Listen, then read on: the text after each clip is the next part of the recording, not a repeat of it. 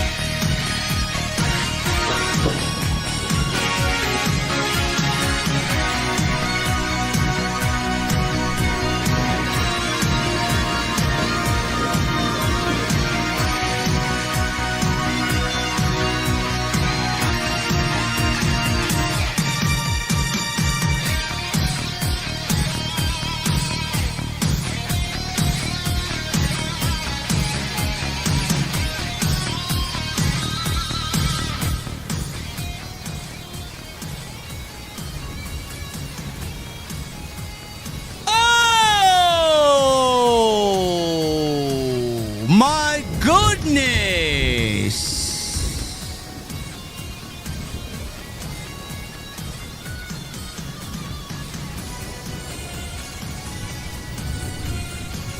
Clash in Italy.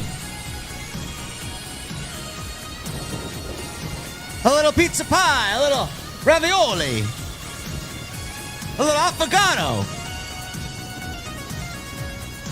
LA Knight seemed to be having a good time, man. He was enjoying that delicious pizza in the crowd, man. Oh, my goodness. I would rather be LA Knight tonight. Instead, I got to sit here and talk about a good show. But, man, this company, they play it way too safe, man. I mean, I don't know what it is. I mean, Triple H probably needs Stephanie McMahon to carry him across the street, crossing a light, because he's so scared. We need to hold his hand. We gotta cross the street in the safest way possible, Triple H. Never mind helping the old lady coming out of the supermarket with her groceries, man. We're helping Paul Levesque.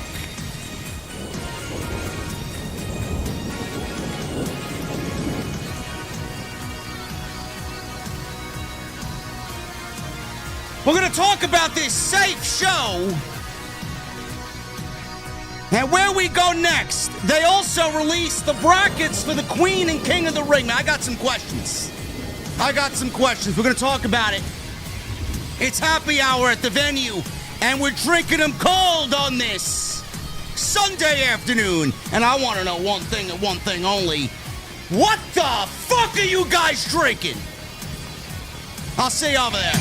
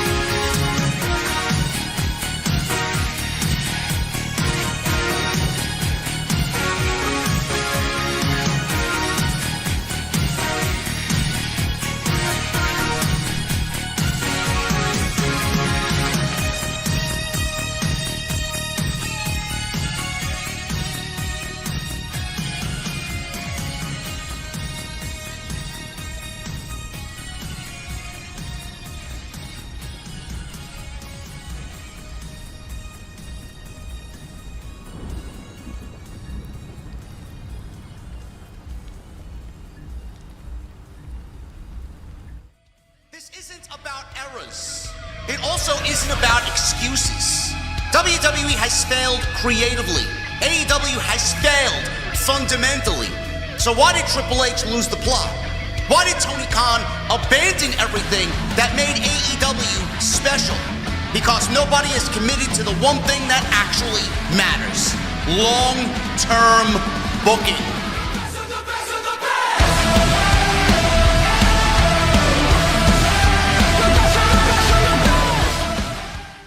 What is going on, guys? Thank you so very much for joining me right here on Off the Script. This is your Clash in Italy 2026 post show for your Sunday, May 31st, 2026. I'm your host, JD from New York, as always, coming to you live from the OTS venue inside my mother's basement. Thank you guys so very much for joining me on this Sunday evening happy hour, wherever you may be. Oh my God, man. Clash in Italy. Where do I even begin? You know, After watching the AAA show on Saturday night, which was, 4 matches? This company loves giving away less and less every single PLE special event they do. I watched the AAA show on Saturday, and I will be touching upon that here and there on this particular live stream. I watched the AAA show on Saturday, and I walked away from that feeling fulfilled. I walked away from that because the main event had given us a story, a triumphant story, a story that really should have never even been a story that happened out of sheer happenstance because Chad Gable got hurt for 6 months.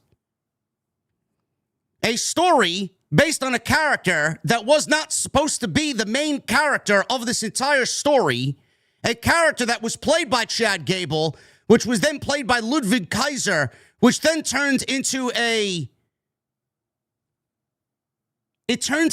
country that has looked upon the Grande Americano character as a homecoming hero, a triumphant hero in Mexico.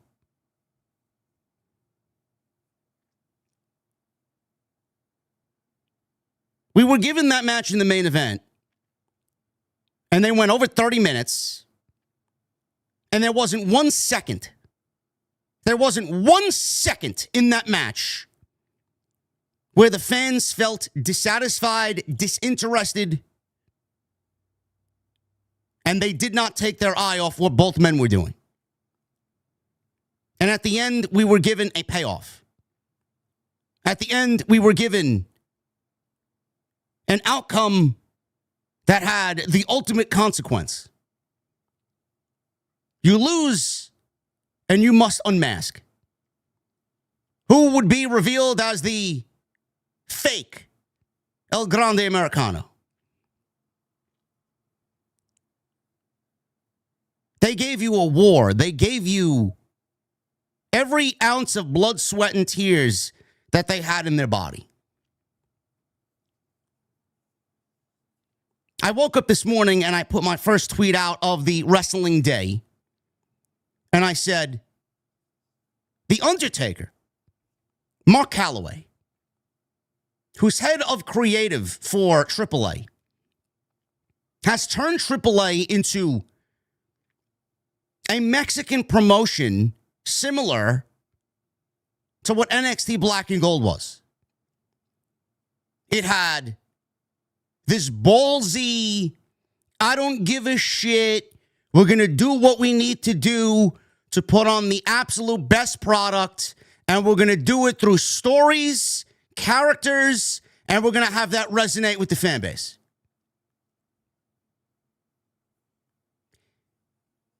And at the end of that show, we were all saying the same thing.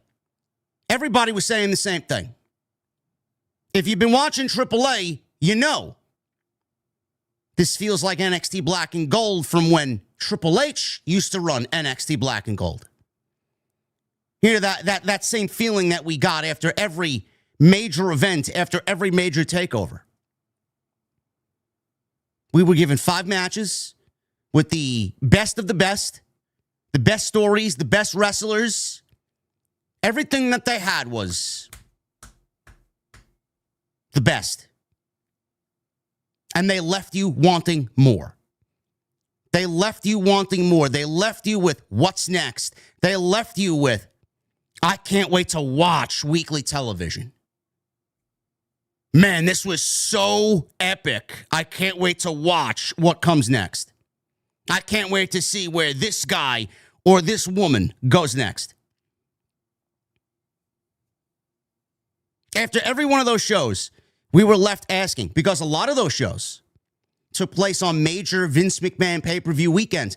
TakeOver was never standalone like it is now, or they're not even takeovers. I mean, it's fucking sad. I can't even compare them.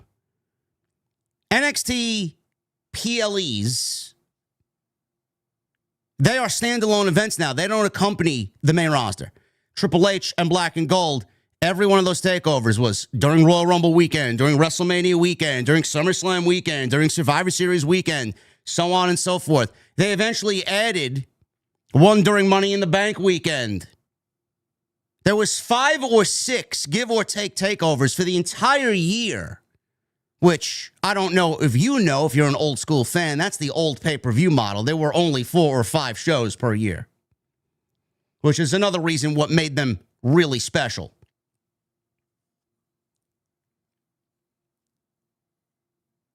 We were always left asking, how is Vince McMahon going to top that? How is Vince McMahon going to top what Triple H did with NXT TakeOver? 9 times out of 10, he did not. TakeOver blew the main roster out of the water every single time. There may have been 1, maybe 2 that didn't, but those were the rare circumstances where NXT at that point was probably gutted. A lot of call-ups happened, and NXT needed to go through some weird rebuilding phase or restocking phase to replenish the brand after Vince called up 5, 6, 7, 8 talents. We're now asking the same thing with Mark Calloway's AAA and Triple H's main roster. Did Triple H top what AAA did with their show on Saturday night? The answer is no. The answer is no. And we're definitely getting a sense of competition in the WWE system. The competition in the WWE system with the main roster and NXT Black and Gold never really amounted to anything. NXT Black and Gold takeovers being so great never really translated to the main roster. They never put their best foot forward. Vince didn't want to compete. Vince sought to kill. Instead of competing with his son-in-law and making a better show because his son-in-law put on a better show, Vince opted to kill NXT and then wipe the whole fucking system away and kill the entire fucking process. He would bring up people to the main roster and he would fucking bury everything Triple H did on the main roster. You know who they are. I don't need to go over them. That's not going to happen now. I can't see Triple H doing that to The Undertaker. I can't see Triple H doing that to Shawn Michaels. But you would think with AAA operating the same way that Triple H ran his Black and Gold takeover shows, you would think that there would be some real sense of competition in the ranks of WWE. That AAA putting on that great of a show would translate to the main roster to have them put on an even better show. They did not. And for us fans, that sucks. For us fans, that's very disappointing. Triple H continues to play it safe. He continues to wake up every morning during the mornings of these PLEs and opt to do nothing. There's no title changes. No title changes anyway that really matter. Sol Ruka won the Intercontinental Championship tonight. I don't know if I would have been so hasty to put the Intercontinental Championship on her. But WWE seems to think the world of Sol Ruka. Triple H wakes up the morning of these PLEs and opts to play it safe. He's the type of guy that goes to the restaurant in the hotel he's staying at and he orders the safest thing on the menu. He'll order his coffee with extra cream and sugar. He will never taste black coffee. Unless he drinks black coffee now. I don't know the way he takes his coffee. He's always with a coffee. He always was shown with a coffee. The man takes no risks. This is the type of guy that we're dealing with. His attitude is, Stephanie, please hold my hand while we cross the street. I can't cross the street on my own. I'm not a big boy yet. You know, we see the old lady coming out of the supermarket and she's got 3 bags of groceries and she can't carry everything herself to the car. Triple H is the guy that would help into his car because he can't manage all the groceries himself. While the old lady, she's doing it 5 times better than he is. She don't need any fucking help. She'll take the risk. If something falls out of the bags that she's holding, oh well, I'll go buy something else in the fucking store and replace the thing that I dropped. That's the man we're dealing with. This is the man we're dealing with. Triple H is the type of guy that plays Call of Duty, if anybody's still playing Call of Duty nowadays in 2026. Triple H is the guy that plays Battlefield. He plays the old dad games. He sits on a fucking mountaintop somewhere while he's wielding a sniper rifle and he's going to play Battlefield, picking off people trying to cap fucking C-Flag in Conquest. Oh, you think you're going to cap that flag? I'm going to sit here for 45 fucking minutes and just pick everybody off, and I'm going to be non-confrontational. It's the type of guy Triple H is. Or if he's playing Call of Duty, which is a little bit more, I would say, sped up. Triple H is the type of guy that sits in the fucking corner in the back of the map, camping somebody's spawn with a fucking SG-12 Dragon's Breath flame rounds, and he thinks he's fucking cool. It's the type of guy Triple H is. The point I'm trying to make is the company is too fucking safe, which results in the show being boring.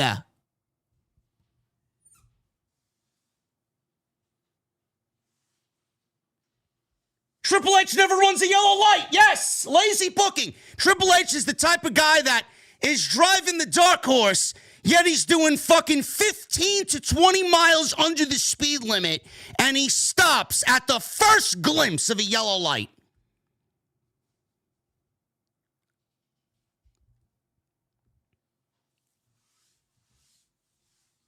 I had some fucking fool tell me this morning, why don't you stop being so hard on Triple H?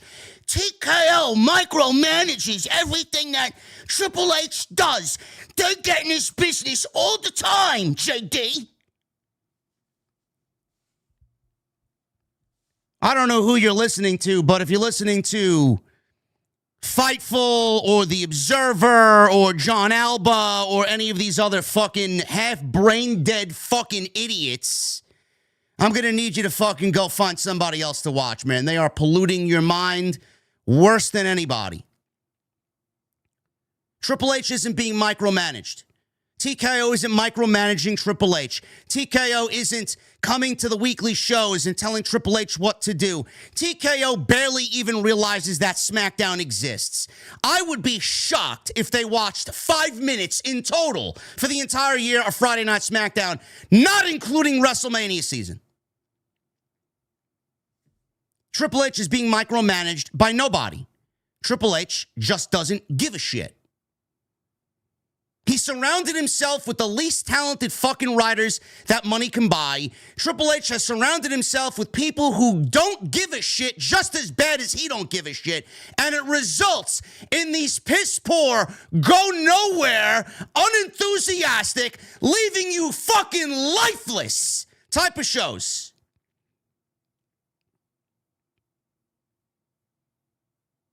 Now, I may be a little animated for a show that I thought was very good, but we have a deeper problem.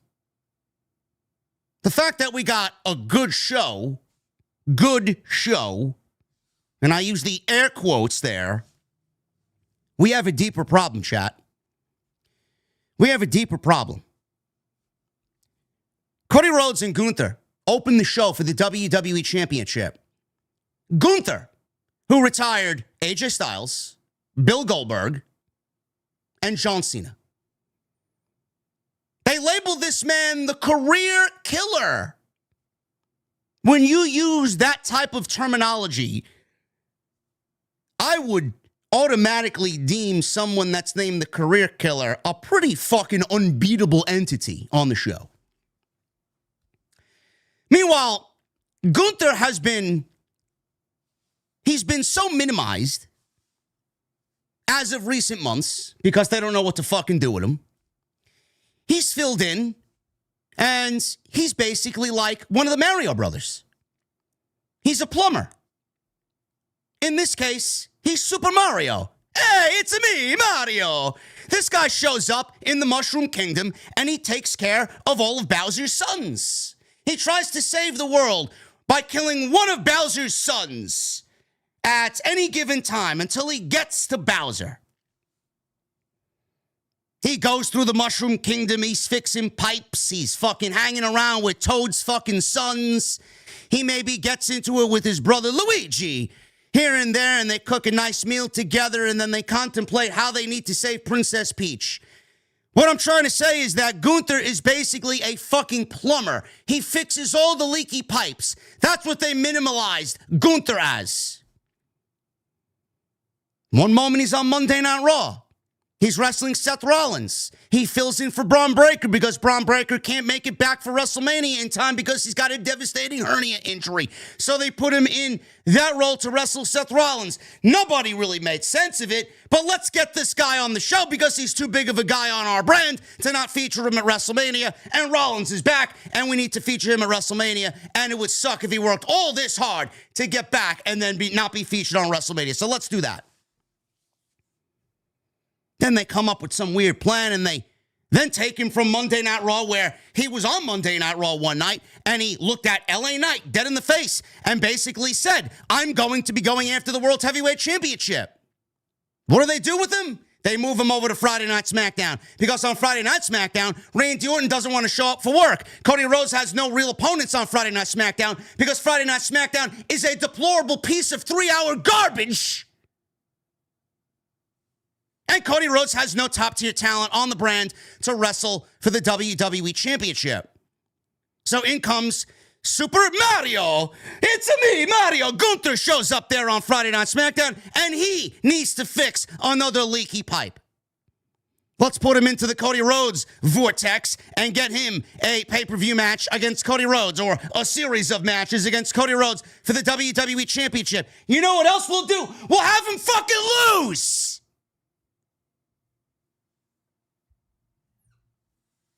How did those writing sessions go about, chat? Did Triple H sit down with his fucking absolutely low-effort, low-budget creative team?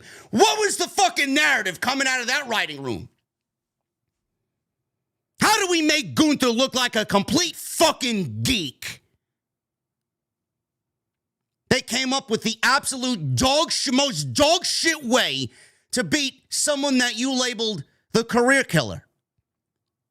You might as well fucking let him go so he can have a career in fucking fixing leaky pipes. Because that's exactly what he is. He's a fucking low budget, I gotta pull my pants up so you don't see my ass crack, fucking plumber.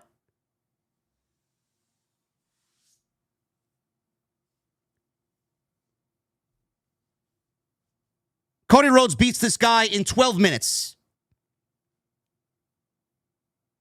The final bell rang at 8. Or 8, no, maybe their time. What was it? 2:22. 2:22. After we got Cody Rhodes fucking aura farming his entrance because Turn Italy sang every fucking lyric to every fucking line in Cody Rhodes' theme music, the bell finally rang, and they gave these guys 12 minutes. Give or take. I may be being generous. Can you imagine sending Cody Rhodes and Gunther out there for 12 minutes? For a WWE Championship match to open the show. 12 minutes. What do you think the end result was, chat? Did Triple H wake up today and say, you know what? Fuck the system, man. I'm going to go for a fucking caramel macchiato today instead of drinking my black coffee. No, this guy instead booked Gunther to lose and then opt to have Gunther lose in the way of a what the fuck finish. Never mind controversial. It was more of, that's it? That's it. This guy put his boot underneath the bottom rope while Cody Rhodes pinned Gunther off of a crossroads, and the referee did not see Gunther's foot underneath the bottom rope. Blah, blah, blah, blah, blah. How could you? You didn't see it. You suck at your job. Gunther's arguing with the referee. On to the next match.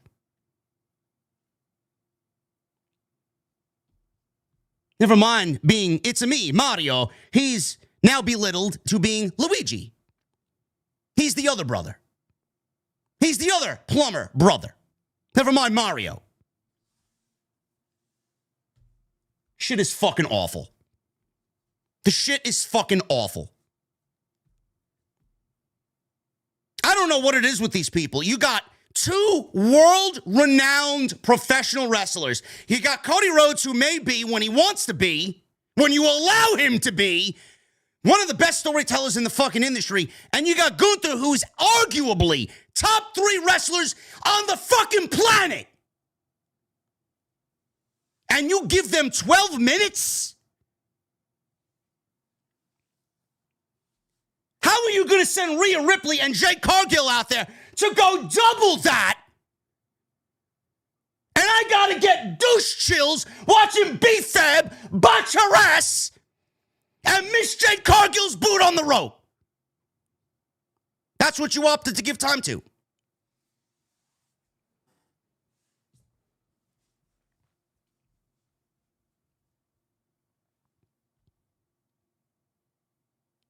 Would it have killed you to put the title on Gunther and fuck things up a little bit? I love Cody Rhodes. I'm a Cody Rhodes guy. I don't blame this on Cody Rhodes whatsoever. But if you look at Cody Rhodes' body of work, the stories that Cody Rhodes has been in, the feeling that Cody Rhodes is giving off as of late, bro, we are stuck in this same old shit vortex. And the fact that Cody Rhodes is the WWE champion is a huge fucking reason why people are now disinterested and disenfranchised with the fucking product. One of the primary reasons, and there are many of them, why SmackDown fucking sucks on a weekly basis is because we see the same fucking shit with the same guy with the WWE championship every single fucking week. We haven't seen one new story with Cody Rhodes as the WWE champion since he won it from Roman Reigns at WrestleMania 40. Every storyline that he's had has basically been rinse and repeat. The best thing he did was feud with Kevin Owens. And then WWE tried to recreate that with Drew McIntyre. They didn't do anything different between Cody Rhodes and Drew McIntyre. They basically ran the Kevin Owens feud right back the same way. And Kevin Owens did it better. Then they tried to get funny by adding Jacob Fatu. But what difference did it fucking make? Jacob Fatu's a loser.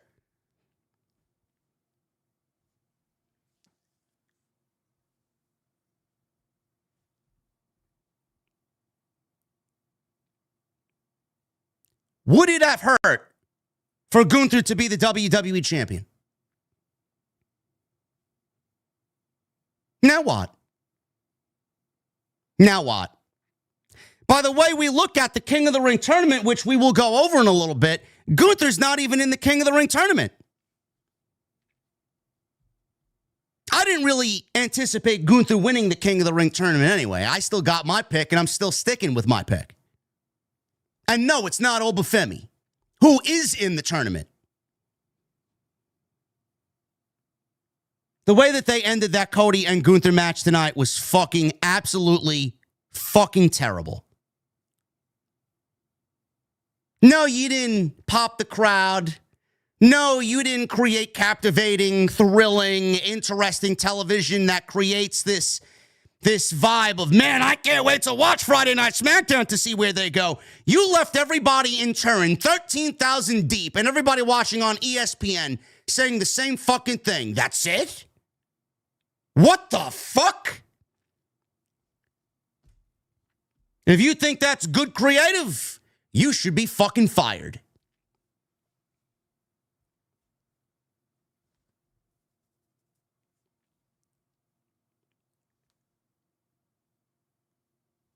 WWE has a serious fucking problem. A serious fucking problem. And again, I need to reiterate, because if there are people now just joining the stream, You're probably wondering, man, this was a good show. What is he complaining about? Who the fuck is this guy? I thought it was a good show. What is this guy yelling about? Why is he so angry? It's not the fact that WWE didn't put on a good show tonight, because the pro wrestlers that they have on this show are very good at what they do. It's the fucking way that everybody is managed. It's the way everybody is creatively booked. Roman Reigns and Jacob Fatu. I don't know how you people feel. I'm sure there'll be some fucking geek on X with a Roman avatar from South Asia who starts arguing with me on X and starts adding me. Oh, JD, why do you watch, man? If you hate the show so much, why do you watch, JD?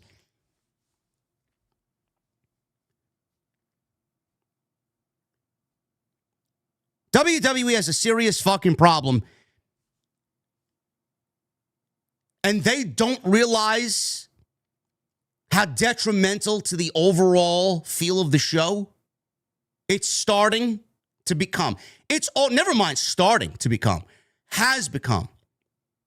It has been this way for a very long time.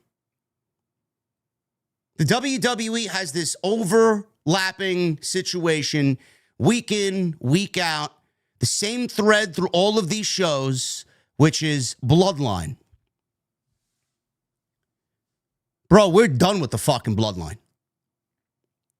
You, me, everybody in this chat, we're fucking done with the Bloodline. I respect the family. There are people in that family that aren't there that I am big fans of, that are working their asses off to get where they need to be. I'm a big fan of Jacob Fatu. I think the Usos are one of the best tag teams of all time. Roman Reigns is incredible at what he does and is the only thing on this show that feels even remotely important. But man, oh man, the WWE heavily relying on the Bloodline story week in and week out when the shit has been fucking dead for 2.5 years. It died in Philadelphia at WrestleMania 40 when Cody won the WWE Championship and finished his story. Why are we still running the same angle and the same gimmick 2 years later? Roman Reigns, Jimmy Uso, Jey Uso, Solo Sikoa. Now we add Tama Tonga, and Jacob Fatu to the mix. We still got LA Knight mentioning the Bloodline. We got Royce Keys coming to the forefront because of his history with Solo Sikoa. None of these things are interesting. Nobody gives a single shit about the fucking past relationship between Royce Keys and Solo Sikoa. And nobody wants to see LA Knight mix it up with a fucking family that's only going to bury him in the long run anyway. You've been doing it for too long. The fact that WWE is still relying on the Bloodline to carry these shows does not create captivating must-see, man, I got to tune into Monday Night Raw energy. It makes people want to tune out and do legitimately anything else. How this company looks at the final outcome of Clash in Italy, with Jacob Fatu losing 2 back-to-back PLEs to Roman Reigns, now must serve Roman Reigns. Serve him what? Serve him breakfast in bed? Serve him shiny shoes before he goes out to his dinner with his wife? Serve him what? What is Jacob Fatu serving Roman Reigns? So Jacob Fatu is basically going to be Jimmy and Jay all over again. Jacob Fatu is going to be Solo Sikoa all over again. The Samoan Werewolf, one of the baddest men in all of pro wrestling, a threat across all of pro wrestling before he got to WWE. Now, using the term neutered. Michael Cole used the terminology of neutered. Roman has neutered Jacob Fatu. What the fuck are we doing?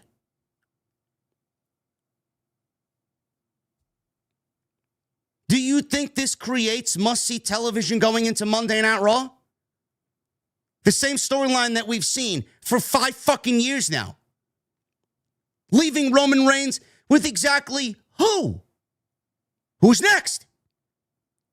Who's next in line at Night of Champions, where all the belts should be on the line? That leaves nobody.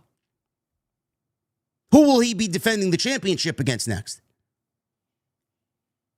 Certainly won't be Jacob Fatu, because Jacob Fatu is neutered, and he will be serving Roman Reigns. The fact that this writing team thinks that this is great, every one of them should be on the fucking budget cut list. Every single fucking one of them. How they think that this is creating captivating television on week-to-week television, they should be fucking fired.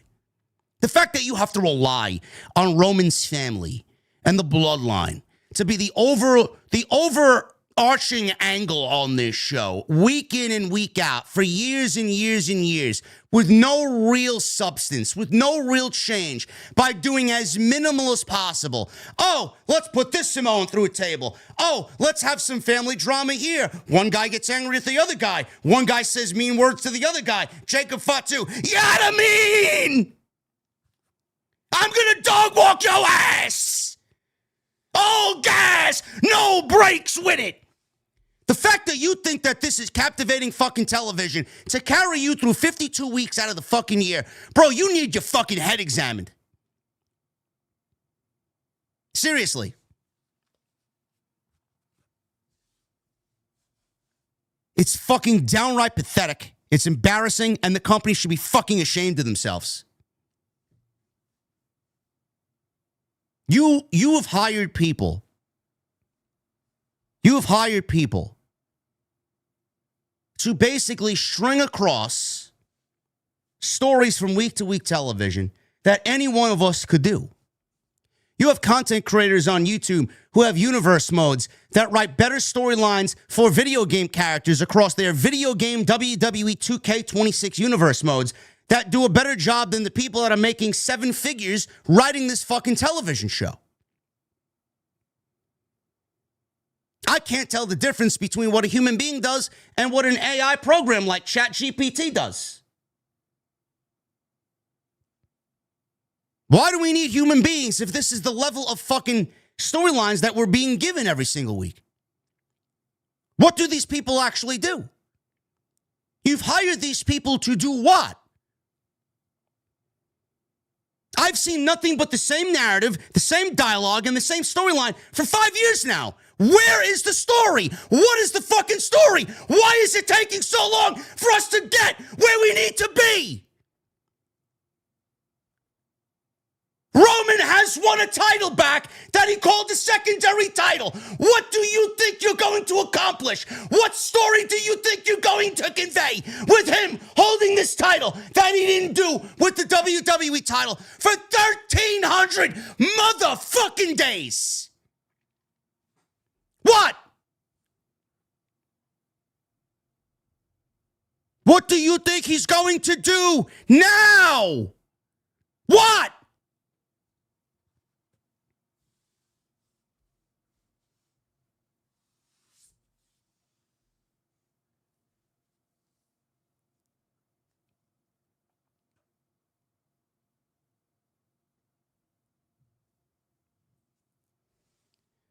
The WWE has left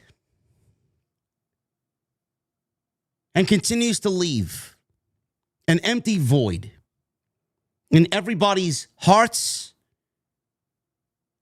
You watch these shows and all you get is, let me hold your hand across the street so we make it across the street safely. You gotta look both ways, Paul. Bro, I'm going to need Triple H to get into the fucking dark horse and run a fucking red light or two. Seriously. I'm going to need Triple H to go to the fucking coffee shop and bypass his black coffee and get something so fucking obnoxious that it just fucks up the system. Something that's going to give him a sugar rush.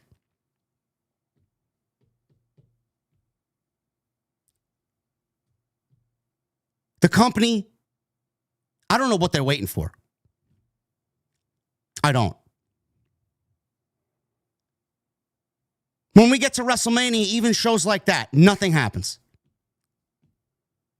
A show like WrestleMania is usually where things end. And the following Monday, the Raw after Mania, is supposed to be where new things begin. WWE has this new schedule that they've embarked on. And it's been the same for several years now. And it's starting to catch up to them. And it's starting to really show how harmful to the product it actually is. But they don't give a fuck, because the more tickets they sell, the more shows they sell out, the more money that they make. The more money that they make, the more people they fill into these buildings, the more they can brag about it on social media. We made record this and record that, sell out this, sell out that. Bro, we had WrestleMania, right into Backlash, right into Saturday night's main event, right into fucking Clash in Italy, right into Night of Champions, right into Saturday night's main event.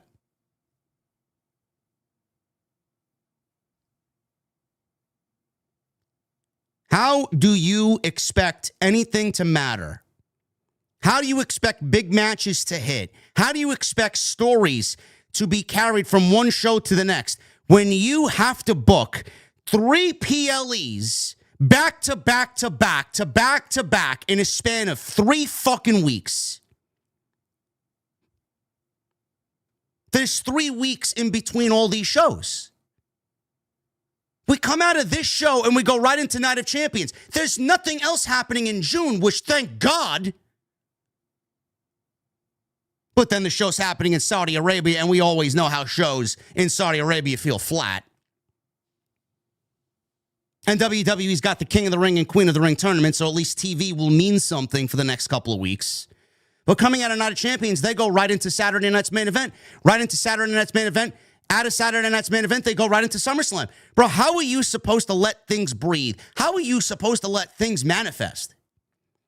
How are you supposed to let stories really kind of carry what you're trying to do if you're automatically going right into the next show and you got to book another big show for big matches and then right into the next? The company has lost its way. The company has completely bypassed story. No matter what they want to tell you, they don't write stories. I don't see a single fucking solitary story across any of these shows outside whatever the fucking Bloodline story is, which right now I'm struggling to figure out what the fuck it is and why I should care. Where are the stories? There are no stories. Gunther and Cody having a fuck finish the way that they had today is not a story. What's Liv Morgan doing? She's the Women's World Heavyweight Champion. What the fuck is she doing? What's the story with Rhea and Jade? I don't give a fuck. What else is going on that we should ultimately care about? The only thing that really even comes close to a story is what's happening with Seth Rollins and the Street Profits. And nobody gives a fuck about the Vision.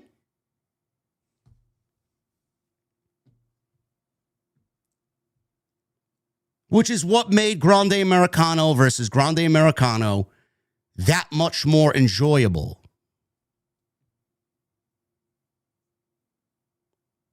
The one thing that they got is story. Why did that match mean so much to so many people, and why did it come off as epic as it did? Because there was fucking story. Those people were given story every single week. They were given a reason to care. They were given a heartfelt reason to care.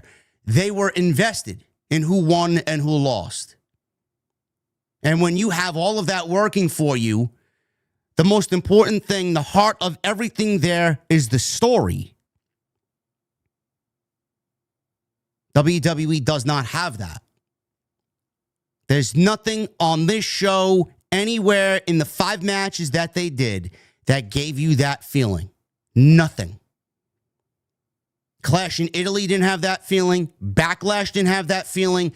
WrestleMania didn't have that feeling. The Elimination Chamber didn't have that feeling. The Royal Rumble didn't have that feeling. No Saturday night's main event in between has had that feeling. I said it once, I'm going to say it again. These shows are not premium. They are premium in WWE's world to sell you on something that is absolutely low budget, low effort, lifeless, and soulless. If it was premium, I would feel fulfilled. If it was premium, I would be excited about what's to come on Monday. If it was premium, I'd have my emotions attached to this product instead of feeling like an empty fucking vessel. There's nothing that this company has done in 2026 that has left you fulfilled. Nothing. But that's what happens when a bunch of multi-billionaire suit and ties take over the company and all they give a fuck is running the place into the fucking ground and squeezing every last penny they can out of it. And then you, the fan, are left with nothing. You're left with a bunch of bullshit, a bunch of lies, a bunch of hype, a bunch of buzzwords that ultimately fall flat.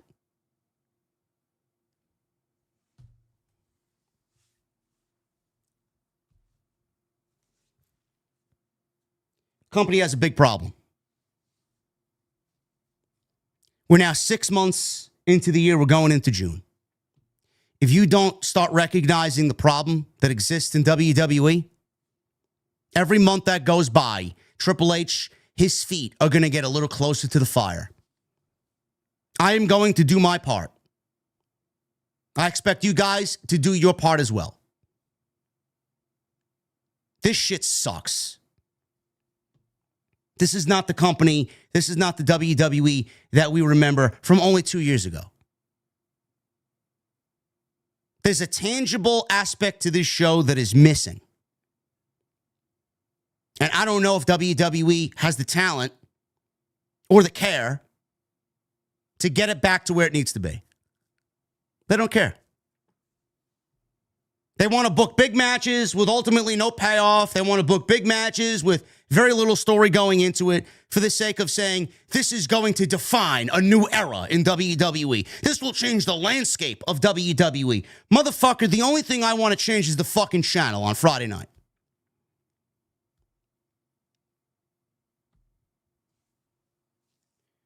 We're going to get into this show. We're going to talk about that great Brock Lesnar, Oba Femi match. We're going to talk about Rollins, or not Rollins. Rollins is in the King of the Ring tournament. I'm thinking King of the Ring. Rollins is in the King of the Ring tournament. We will definitely go over the King of the Ring tournament. We'll go over the Queen of the Ring tournament as well. We got the brackets all lined up for you. Nice visual presentation we'll have here, legitimately at the top of the show. Before we even get into the actual clash in Italy, we're going to go over the King of the Ring, Queen of the Ring brackets. We're going to talk Cody and Gunther. We're going to talk Becky and Sol Ruka, Rhea and Jade, which apparently people were glazing the shit out of. I don't know what the fuck they watched. And then tribal combat between Roman Reigns and Jacob Fatu, which largely started off boring, and then they ended up picking up the pieces and delivering a very good match at the end.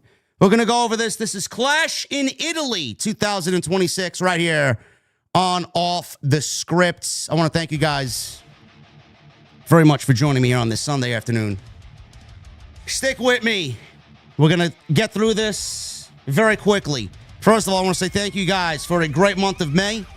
If you guys want to show your support, you can do that in a couple of different ways. Number one, super chats. Get them on in. Number two, thumbs up.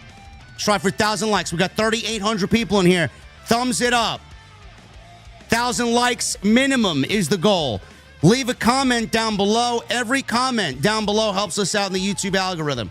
You guys want to support? You can go buy a t-shirt. Now available, Tuesday Night Titans. If you guys are new around here, you might not know. I have a show on Tuesday night called Tuesday Night Titans with the one and only Salamonster as my co-host.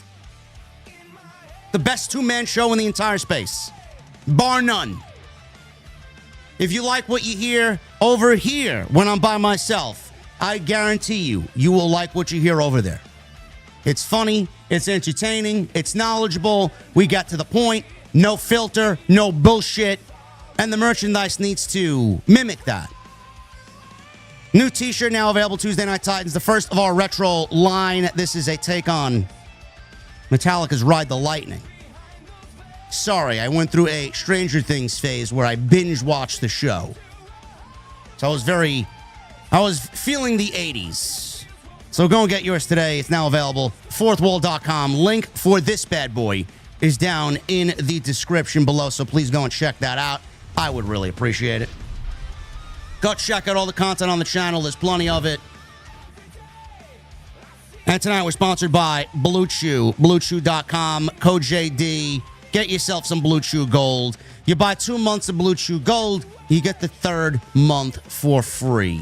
That is Blue Chew Gold at BlueChew.com. Code JD at checkout. So make sure you guys go and do that for me. And while you're at it, hit that subscribe button down below.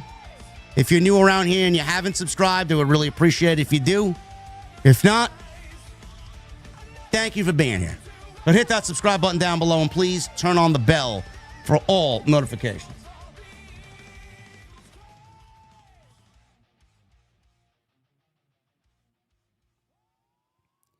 Let's go over the King and Queen of the Ring tournaments.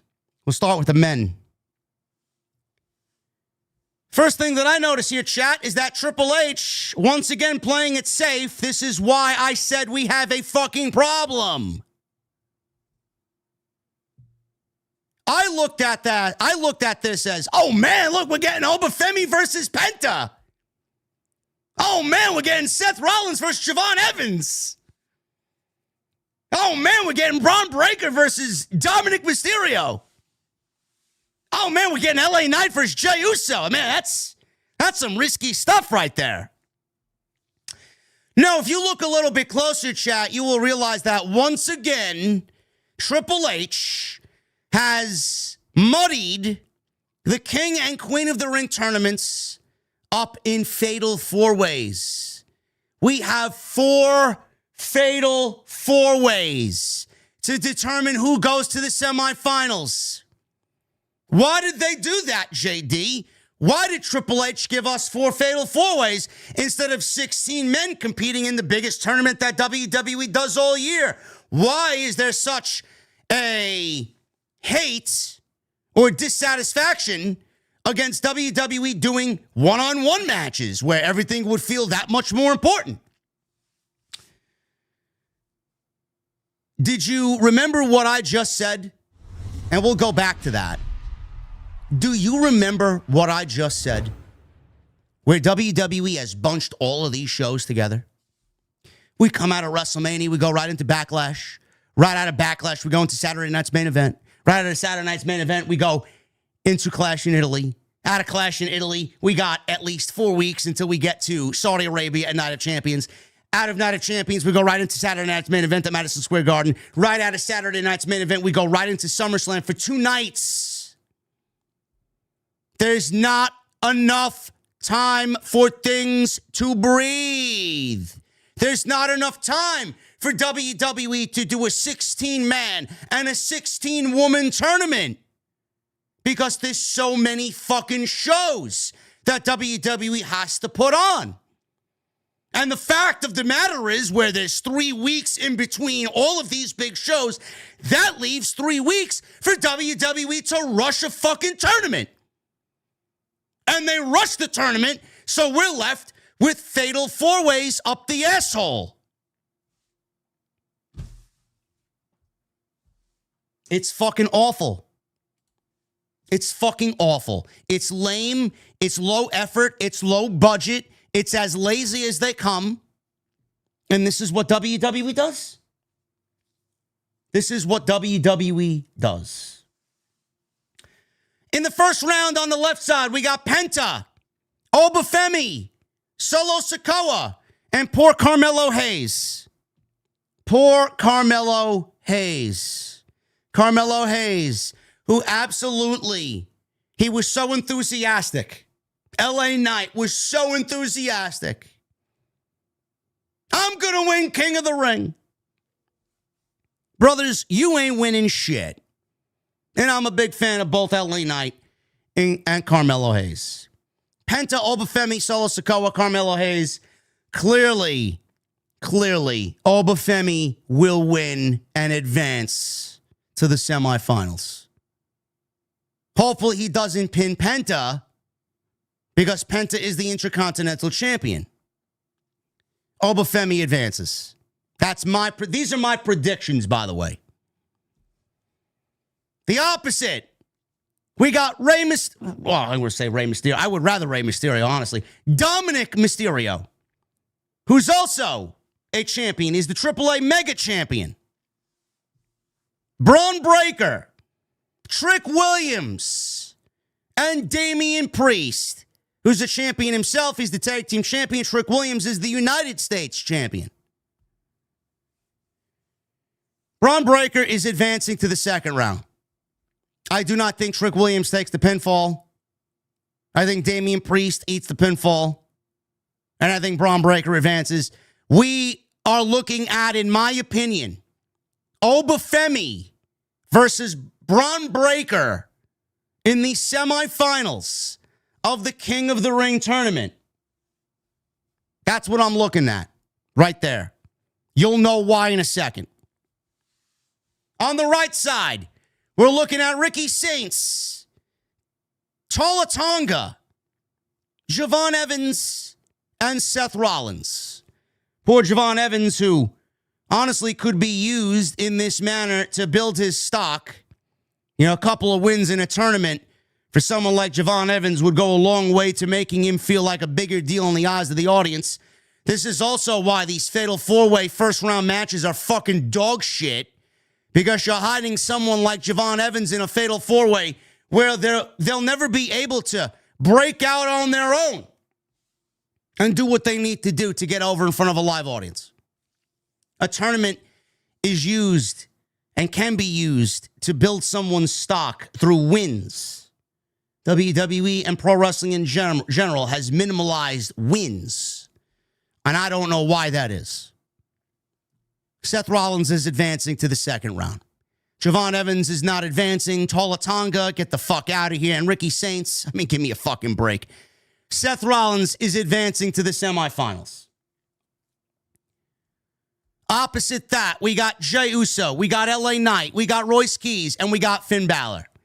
This one may be the most unpredictable of the first round fatal four ways. I could see LA Knight winning, and I could see LA Knight and Seth Rollins running it back. They've had a run-in or two on Monday Night Raw. LA Knight is mixed in with the Vision business. He's already told Seth Rollins what he thinks of him. I could see that being the case. I could see Finn Balor winning this match. I could see a rematch between Rollins and Balor in the semifinals. They have some history. I don't think Royce Keys wins this match. I don't think Jey Uso advances to the second round. There's no reason for more Uso. I'm going with LA Knight to advance in the second round. I think we get Seth Rollins and LA Knight in the second round. So that would mean Seth Rollins and LA Knight in the semifinals, opposite Oba Femi and Braun Breaker. And no, I see Trick Williams there. I do not think Trick Williams is advancing. I think Braun Breaker is going to end up pinning Damian Priest. Now, this is where it gets interesting. If I have Oba and Braun Breaker, I could absolutely see Paul Heyman call upon Brock Lesnar to once again cost Oba Femi the semifinals and have him lose in the semifinals to Braun Breaker. I could absolutely see Braun Breaker going to the finals because of an assist from another Paul Heyman guy in Brock Lesnar, which would theoretically continue to build towards either Saturday night's main event at Madison Square Garden or SummerSlam, a third match between Brock Lesnar and Oba Femi. Because there is a report out there right now on Brock Lesnar's status after Clash in Italy, and this is coming from WrestleVotes. Per the report, Lesnar is expected to continue his WWE run beyond Clash in Italy. However, right now, he is not scheduled for Madison Square Garden's Saturday night's main event. I could absolutely see Braun Breaker getting the assist from Brock Lesnar. Braun Breaker goes to the finals. Braun Breaker is in the finals. Seth Rollins will beat LA Knight. Seth Rollins will be in the finals. We are going to get a final for the King of the Ring with Braun Breaker and Seth Rollins one-on-one, with Seth Rollins getting the win. And your night one main event will be Seth Rollins versus Roman Reigns for the WWE World Heavyweight Championship. That's my prediction. That is my prediction. I've said that for weeks now, and I'm sticking to Roman Reigns and Seth Rollins for the World Heavyweight Championship. I'd love to hear what everybody else has to say, and I'd love to hear everybody's opinions down below in the comment section when you guys can leave a comment down there. The women. This is where we have some major what the fucks. More fatal four-ways, chat. How exciting. How exciting. Bro, if Solo Sikoa and Jey Uso are in the finals of the King of the Ring tournament, I'm going to fucking pull every strand of my hair out. Can you imagine Solo Sikoa versus Roman Reigns for the Night 1 SummerSlam main event? Can you imagine? The WWE would have to be tripping on fucking acid 7 days out of the week if that is what they are planning to do. Holy fuck. I may actually stop watching the product if that's the case. I may have to watch MLW instead of fucking SmackDown. Genuinely.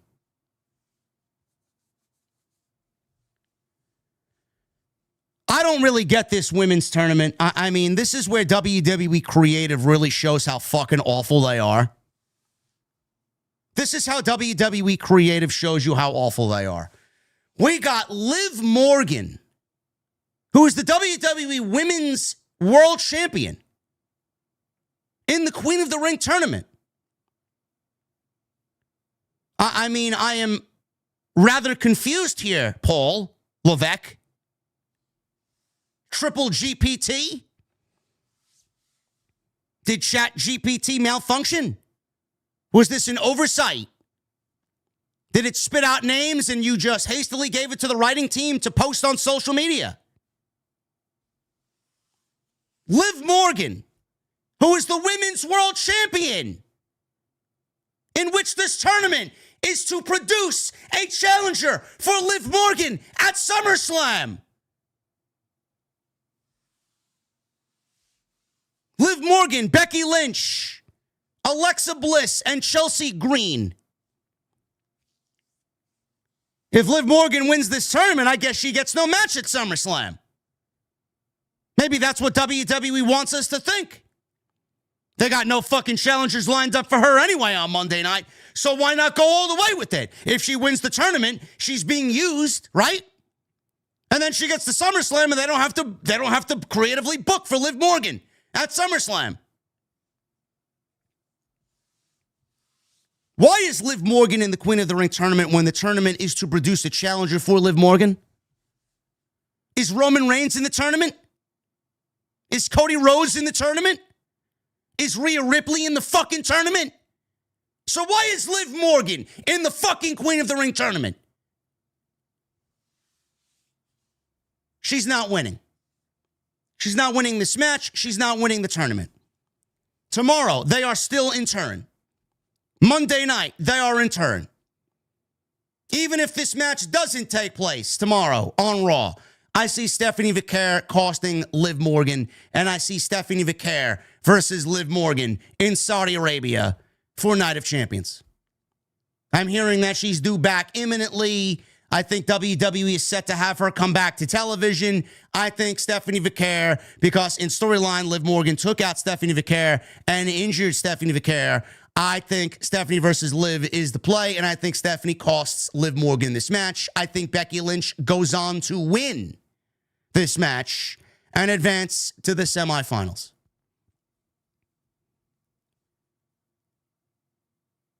Sol Ruka. You know, it would be something if Alexa Bliss won this thing, but I cannot see WWE taking the IC title off of Becky Lynch and having her lose the first round Queen of the Ring tournament. I see Alexa and Charlotte could be an option here. I'm going with something else. I think Becky is going to advance to the semifinals. Sol Ruka, who's the new Women's Intercontinental Champion. Lyra Valkyria, Charlotte Flair, and Jade Cargill. Now, in a perfect world, after Jade lost to Rhea, thanks to the help of Charlotte, I said I could see Charlotte and Jade in the finals of the Queen of the Ring tournament with Charlotte winning. They got placed in the first round, fatal four-way, and there will not be a Charlotte and Jade Cargill final. I'm going Becky, and I'm going Charlotte. I think Charlotte advances. I think Lyra, unfortunately, ends up taking the pinfall here. And I think Charlotte Flair advances to wrestle Becky Lynch one-on-one. And we all know the history of Charlotte and Becky Lynch. Plus, it gives you babyface versus heel. Instead of doing Alexa and Charlotte, which is, it's a little interesting, but it also is babyface versus babyface. I'm going Charlotte and Becky. On the right side, we got Roxanne Perez. We got Io Sky. We got Julia. If WWE is smart, they do this match tomorrow in turn, being that Julia is half Italian. Maybe they forgot that Julia is half Italian. Maybe they didn't. Maybe they just don't give a shit. Roxanne Perez, Io Sky, Julia, and Lash Legend. I'm going with Io Sky. There's no reason why Io Sky does not advance in the Queen of the Ring tournament. I know Roxanne Perez is a fan favorite. I know Julia is a fan favorite. And Lash Legend, don't get me started. She's not ready for this, and she's not ready for anything. Nobody wants to see Lash Legend advance in the Queen of the Ring tournament. Io Sky is advancing in the Queen of the Ring tournament. Opposite that, Bayley, Raquel Rodriguez, JC Jane, and Kiana James.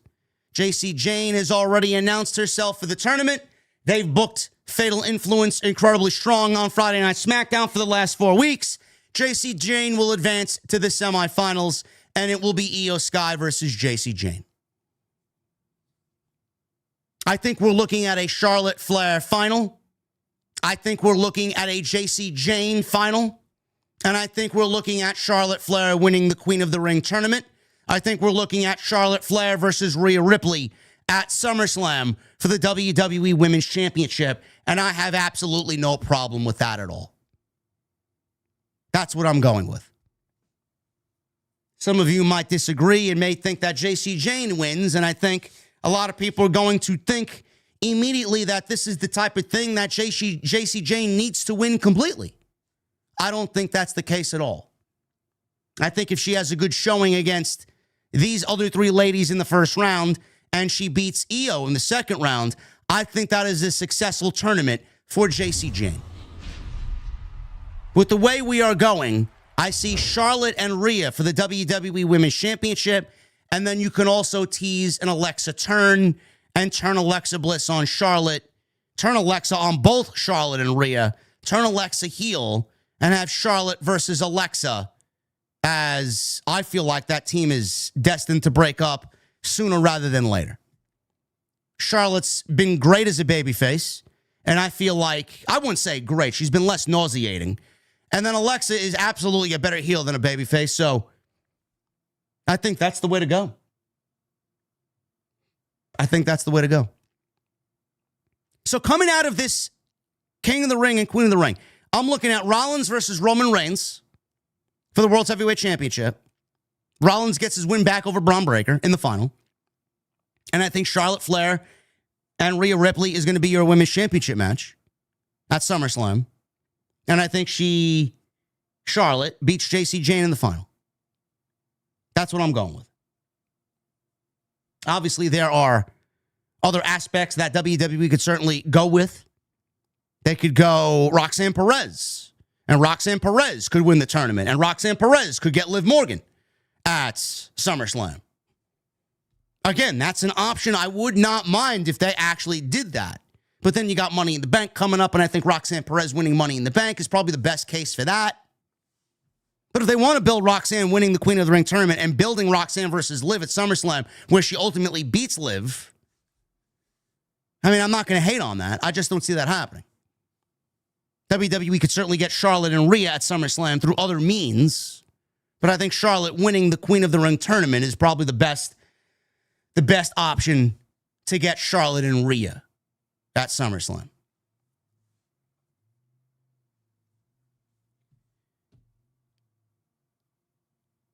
The Fatal 4-Ways, man, it's fucking lazy. It's just lazy. And it's all a product of WWE just having too many shows, too many big events to build to. We come out of the PLEs and go to Saturday night's main event, come out right into another PLE, into a Saturday night's main event, 2-night SummerSlam.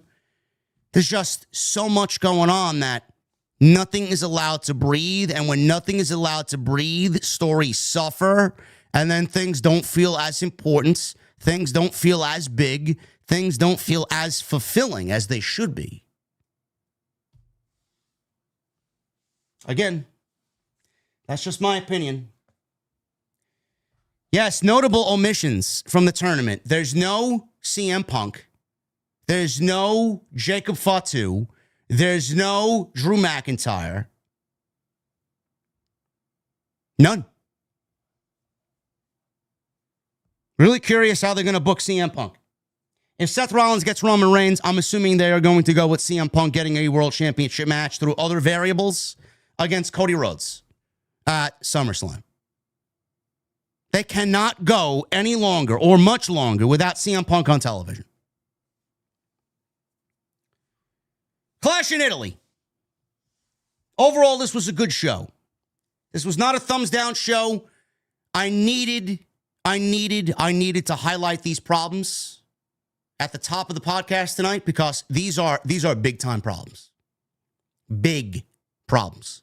The bloodline carrying this show in the most low effort, low budget way is a big problem.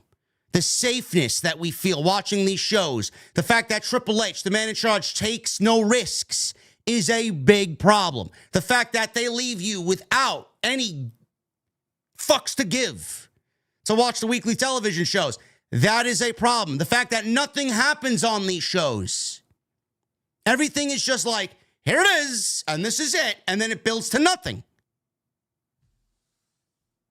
Every show feels like it's an end. Bro, the only way that these should be ends is if it's WrestleMania.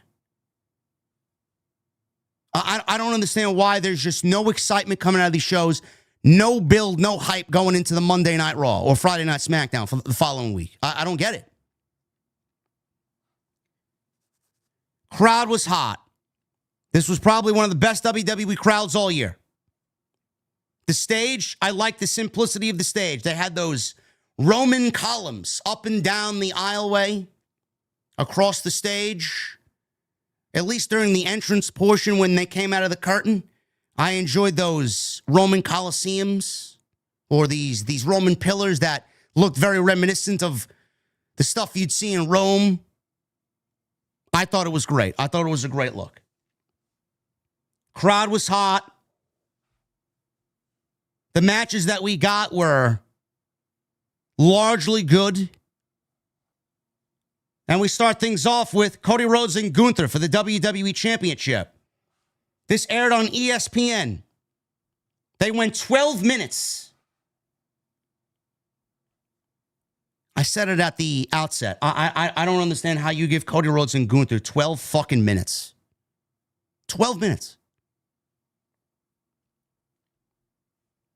Cody made his way out. The fans were like 12,000 plus. They sang every word, every lyric to Cody's theme song. Probably one of the best sung renditions of Cody Rhodes' theme song that we've gotten.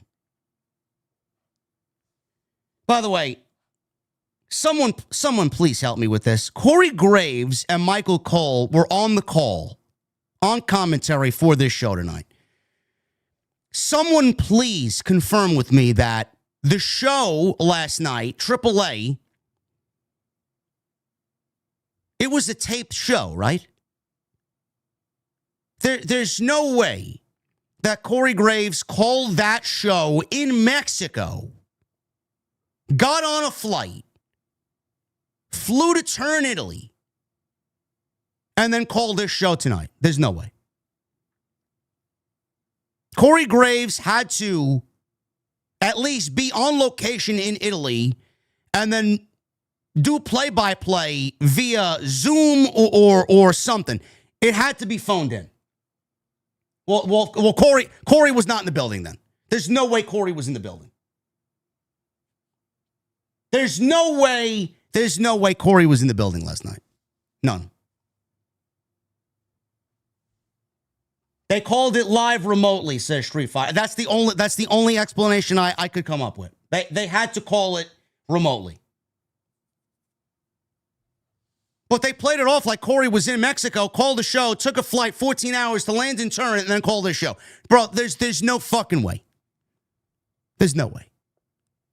If anybody knows, please reach out to me and let me know. It's been bothering me all day. Like, what the fuck? Seriously. And by the way, Rey Mysterio is one of the worst wrestlers turned commentator that I've ever heard in my entire life. They need to get him off the commentary booth immediately. There's got to be someone else with a little bit more enthusiasm that can be used to translate what everybody's saying that doesn't speak English. He is fucking boring. My God, it was like listening to a dead corpse on commentary. And then he starts speaking, and he didn't know when to speak. And Corey Graves was speaking over Rey Mysterio because he didn't know when to shut up. JBL is fucking as useless as they come. God. Oh, my God. Yes, we're going to talk about AAA. I'm going to talk about it with Jason on Tuesday when we get to Tuesday Night Titans. We got a lot to say. I enjoyed the show thoroughly. I thought it was a great show. Cody makes his way out. Fans are singing his song. Very pro Cody. The bell rang at 2:09 p.m. Eastern Time. They start out hot. Gunther eventually drops him with a big chop. Knees to the midsection. Cody makes a small comeback. Gunther was going for a big slam. He escapes it. He landed a snap power slam and a bionic elbow on Gunther. He tried for a pedigree. He nails the pedigree for a 2 count. Crowd's behind Cody. Gunther got some love from the Italians. Gunther came back with a big drop kick, big power bomb. He goes for cover to 2 count. Cody came back with a disaster kick, crossroads for a near fall. Fans are starting to do the Ole chant, which I love dearly. I think the Ole chant is great. Cody went for a top rope Cody cutter, but Gunther caught him and applied a sleeper. Cody leaned back and had Gunther's shoulders down. Gunther stood and then locked on the sleeper. He dropped to the mat and Cody started to struggle. Fans try to rally Cody back into this thing. He stood up. He leapt backwards to break the hold. Gunther reapplied it immediately. Cody then draped his boot on the bottom rope and forced himself to the bottom rope for a break. Gunther gets up. He looks upset. They stood up. Big chops back and forth, one after the other. Ooh and ah, ooh and ah. They hit each other with clotheslines. Gunther took Cody down. Cody hit the mat hard after a big King Kong lariat by Gunther. He got up and wanted a Cody cutter, but Gunther blocked it, and he caught him in another sleeper. Cody broke free quickly, hit a springboard Cody cutter. He took Gunther down with a big clothesline and then landed a crossroads for a 1, 2, 3. I legitimately yelped, what the fuck? Gunther's foot was underneath the bottom rope. Gunther's boot was underneath the bottom rope at the start of the cover. Referee didn't see it. And Gunther, I don't know what he did. Maybe someone in the chat can elaborate for me. It looked like Gunther had his boot underneath the bottom rope for the 1 and the 2 count. And then all of a sudden, Gunther pulled his leg back from out underneath the rope. And the 3 count was visible without Gunther's boot underneath the bottom rope. Now, why did that happen? Why did Gunther do that? Unless it was also a botch and Cody was supposed to pull Gunther's leg back so the referee didn't see it. I don't know what exactly went down there. But Gunther had his boot underneath the bottom rope for at least the 1 and 2 count. And then when the 3 count was made, his boot came back into the ring. I don't know what happened there. I don't know. Cody wins in 12 minutes. This ending sucked. Cody pulled his leg up at the 3 count. Is that what happened? Maybe I was just so angry at the ending, I must have missed that little spot. I didn't see that. I didn't see Cody make a motion towards his leg at all. Maybe you guys saw something differently than I did. I don't know. Chat, this match went 12 minutes.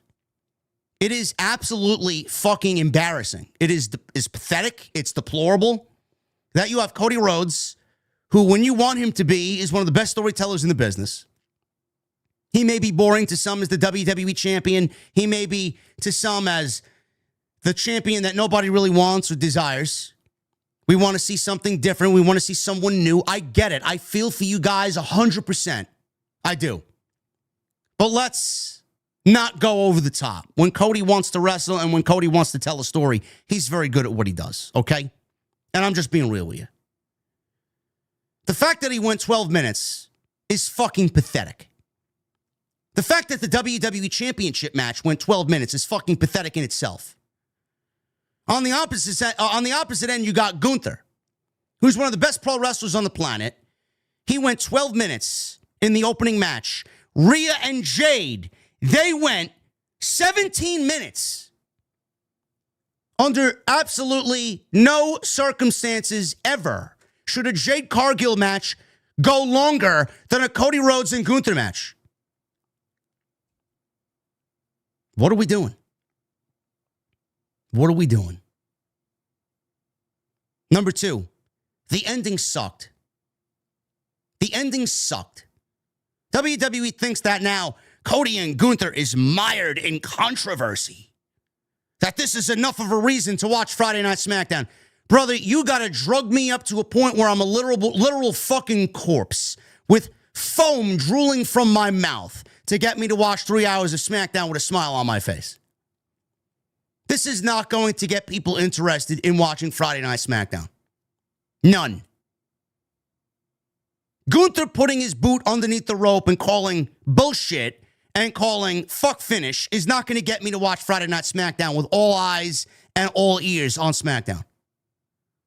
This was a what the fuck in a bad way finish. There's no way this match should have went 12 minutes. It is disrespectful to both Cody and Gunther and the WWE Championship that this match resulted in only 12 minutes with this type of fuck finish. And WWE, all they have on the mind is, how do we get the only guy on Friday Night SmackDown that could go against Cody Rhodes over the next 4 weeks into the next PLE so we can book Cody versus Gunther on the premise, on the basis of this fuck finish at Clash in Italy at Night of Champions. What's the story going to be? What is the dialogue going to be? How are you going to enhance the story? How are you going to add layers to the story? What happens next? Does Gunther go on a warpath? Does he start hitting officials? And does he start taking out Nick Aldis and some producers? Does he get suspended? Does he quit? We've seen this same old song and dance before. Referees and officials get knocked out. They pull them off TV for a couple of weeks to suspend our disbelief. They waste time. So that's 2 weeks Gunther will be off television because now he's got a 2-week suspension levied upon him. So that only leaves us 2 weeks to build to an actual rematch at Night of Champions. Is he going to show up on Friday all angry? Is he going to say, fuck the establishment, you guys wronged me? Gee, I wonder where I saw that one before. We didn't see that with the last 2 fucking heels before Gunther, right? Kevin Owens did it. Drew McIntyre did it. Gunther's going to be in the same role as Kevin Owens and Drew McIntyre. This is where the writing team really needs to differentiate themselves from being kindergarten and maybe progress to the 5th grade. We need a little bit more thought process. Put down the fucking coloring books and the crayons and start writing your notes in a big boy pencil. I'm not excited about what's to come. Would it have bothered you that much to put the WWE Championship on Cody Rhodes? I mean, for Christ's sakes, Tony Khan took the AEW World Championship off of MJF to put it on Darby Allin. That only lasted a month. Would it have been that bad to put the WWE title on Gunther? No, because Gunther's not going to win the WWE Championship because WWE has Cody Rhodes and CM Punk in the back of their mind for SummerSlam.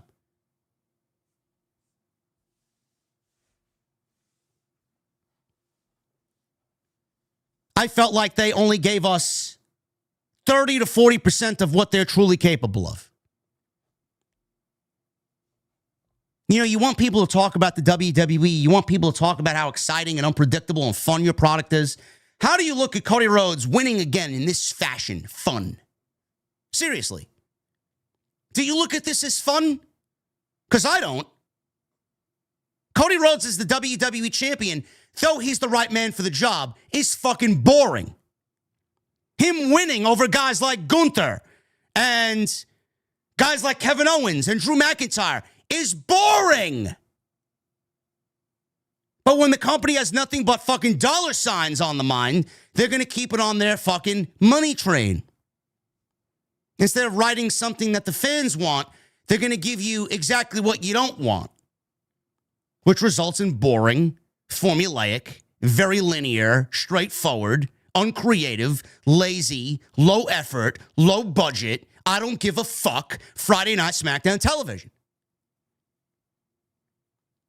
And I know Gunther's not the most exciting guy in the world to many people, but Jesus fucking Christ, if you let these guys go out there for 20 minutes, 25 minutes and tear the fucking house down like we all know they could, and we get a new champion, people would be talking. Instead, you left people saying, I don't give a fuck.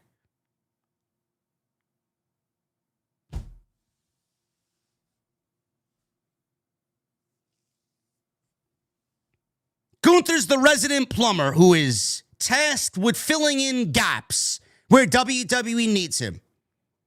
He's nothing more than a glorified bench player because WWE doesn't know how to book for someone like Gunther, being that they booked him into the fucking shithole he's in anyway with a dead fucking gimmick from day one. How you don't have these guys go 25 minutes is a fucking travesty to the words professional wrestling. 12 minutes. 12 fucking minutes. On what fucking planet? On what planet?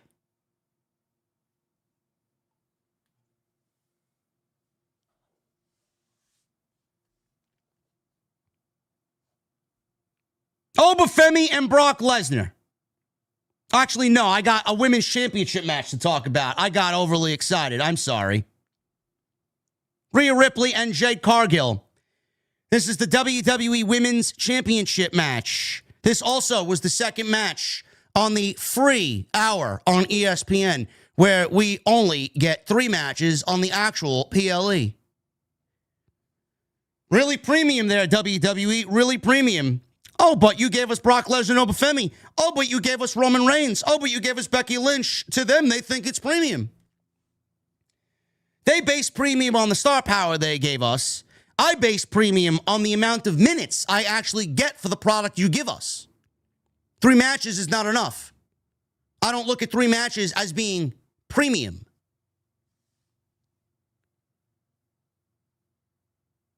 Jade Cargill made her way out first. Rhea Ripley made her way out first. Rhea really loves her theme music. Sings her theme music the entire way down the aisle. Bell rang. I have to call this out. I said this out loud. Cody and Gunther, the bell rang for the final pinfall at 2:22 p.m. Rhea and Jade, the bell didn't ring until 2:37. Did we really need all that time in between to get from first match to second match? Really? Gee, I wonder why people are so disinterested in WWE premium live events. What the fuck did they do in the 15 minutes?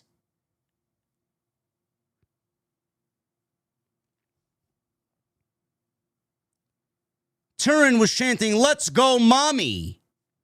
They love Rhea.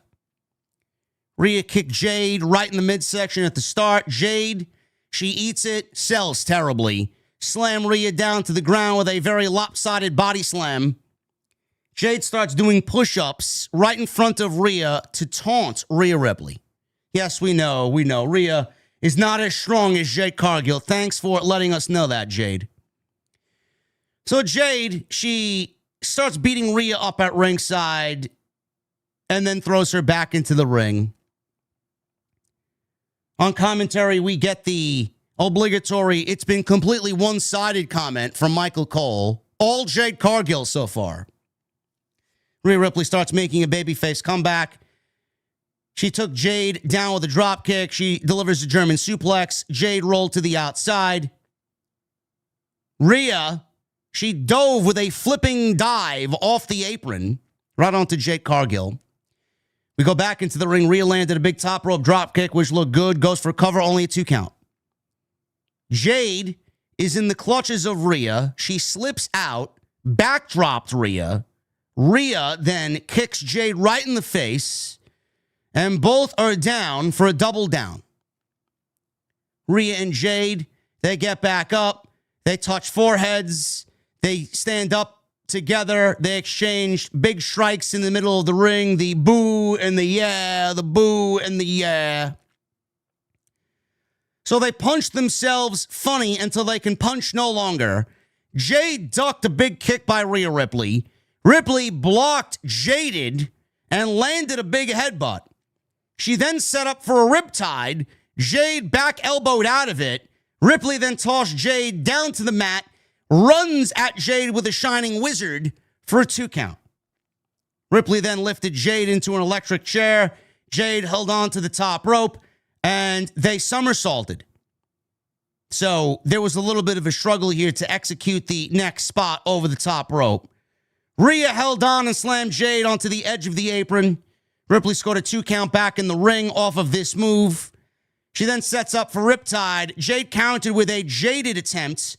Rhea avoided Jaded, and Jade absolutely landed a beautiful DDT.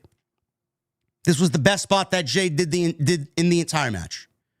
She got out of the riptide attempt and landed a stuffed DDT. So again, both were down, double down, slow to get up.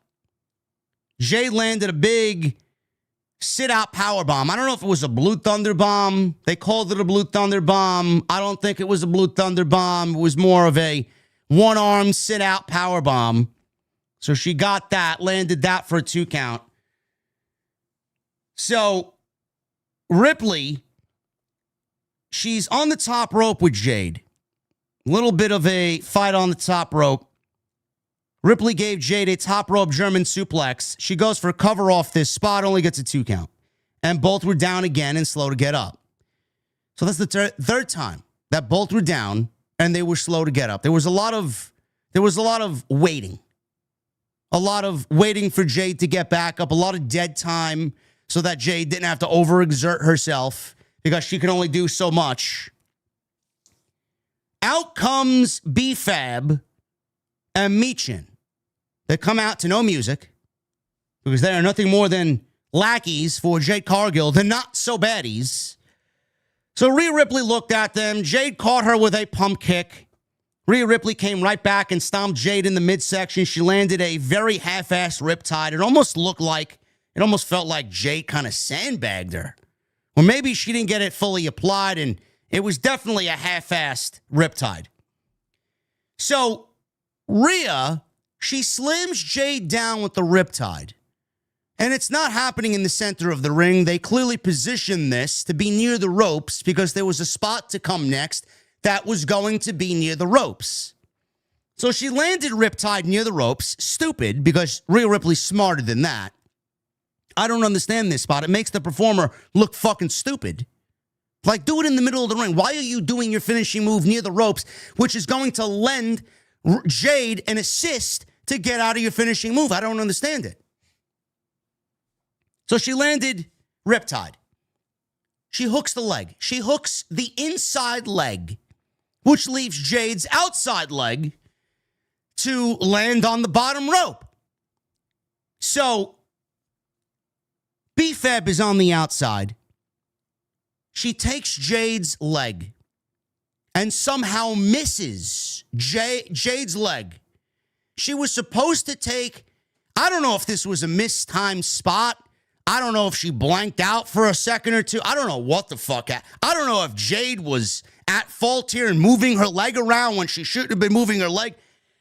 Either way, B-Fab went to go grab Jade's leg. She missed Jade's leg. She missed grabbing Jade's leg. The referee looked. Legitimately, you saw the referee look if Jade's boot was on the rope so he could stop the count. He looked at Jade's leg not on the rope because B-Fab fucked it up. He stopped his count and Jade's boot wasn't on the rope. He stopped his count because he thought Jade's boot would be on the rope and he stopped his count. Jade's boot then got on the rope after he stopped his count, and the whole spot got fucked up. This woman had one job to do. She had one job to do. Bro, I looked away in sheer embarrassment over how bad this spot was. And the camera got all of it. The cameraman got all of it. He didn't, I mean, at that point, you would think WWE would shoot away, bro. I mean, it was like this guy had a microscope and he was looking. Even the cameraman said, man, that was fucked up. He was so enthralled by what this fuck up was, how bad this fuck up was, that he couldn't pull his camera away.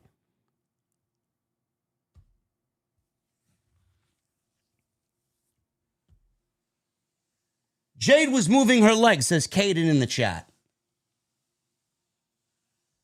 I don't know. I don't know what it was. I got to go back and watch it to see if Jade was moving her leg or if B-Fab is just, her coordination is completely off. You know, you do realize I never advocate for someone losing their job, but how they kept someone like B-Fab and got rid of Motor City Machine Guns and the New Day and everybody else that they got fucking put on that list.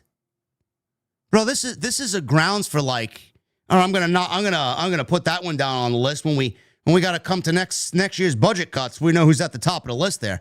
I mean, holy fucking shit, bro. You got one job to do. You're not even booked on the PLE. They graciously put you in a spot in the outcome of this match on the PLE, and you still fuck it up. Like, I understand things happen, but you can't be fucking up a spot as simple as that. God, it looked fucking terrible.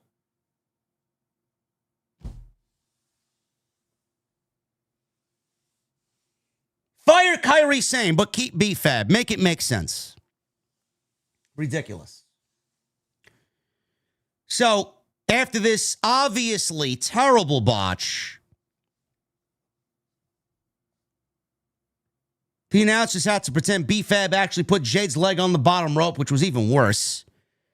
Jade stared them at ringside.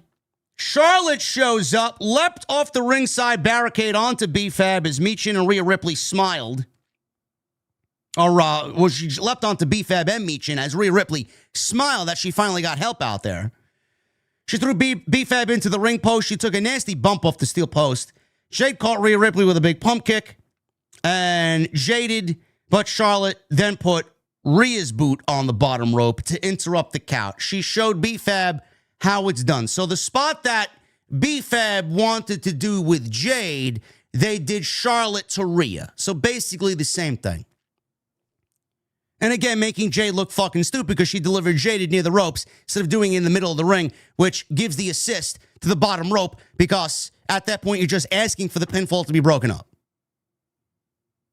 Jade glared at Charlotte. Rhea Ripley then delivered a riptide for the 1, 2, 3.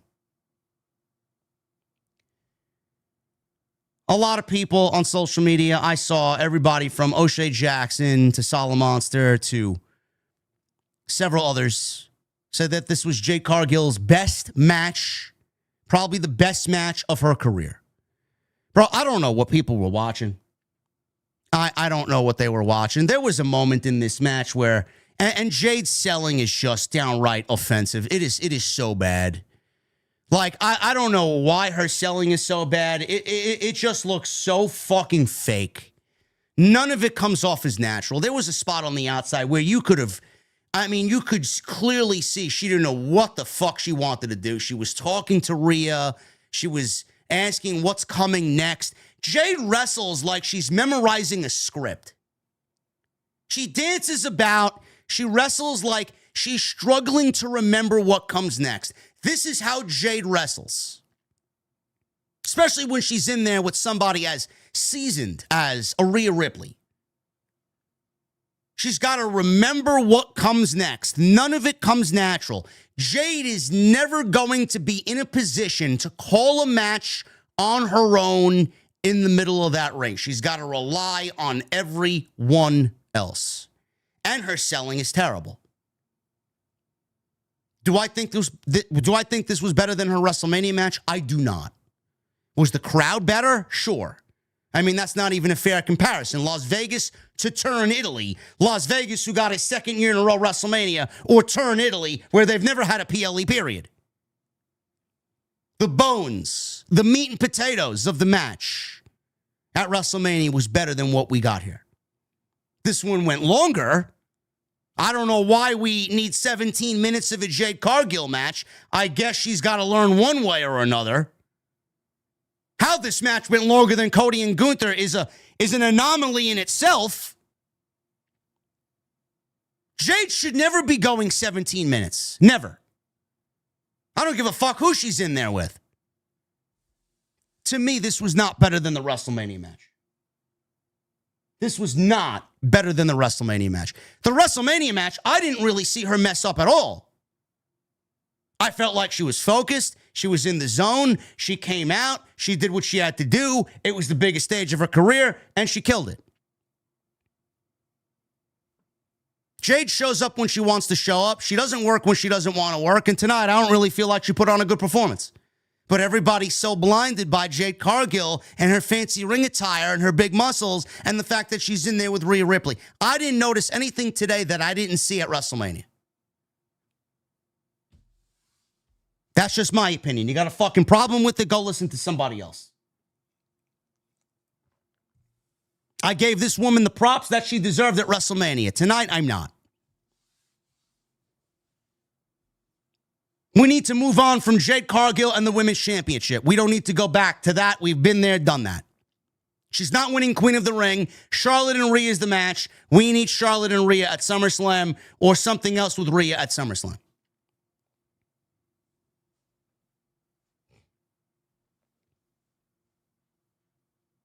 Oba Femi.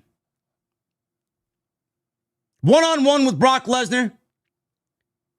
Once again, they're hyping up this match to be the biggest rematch of all time. WWE's way of wording things is a huge turnoff. Like a woman chain smoking at a bar thinking that it's attractive. It's not. You look like a nasty bitch. And it's disgusting.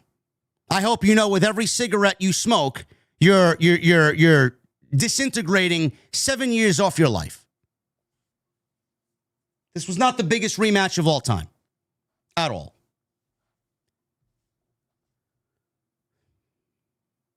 Brock Lesnar came out first.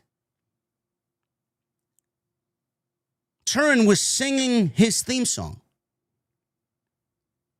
They were humming the beat to Brock Lesnar's theme song. It's the first I've ever heard of that. I don't think Brock Lesnar's theme is singable, but Turin made it singable. Oba Femi comes on out. They're barking and they're chanting Oba, and everybody's having a grand old time. They're doing the strut. Everybody's having a great time. Paul Heyman announced Brock Lesnar to the ring because he does it, and Alicia Taylor does not have the gumption to do it. Oba Femi got his ring entrance and his ring announcement. This was Brock Lesnar's first match in Europe since 2022.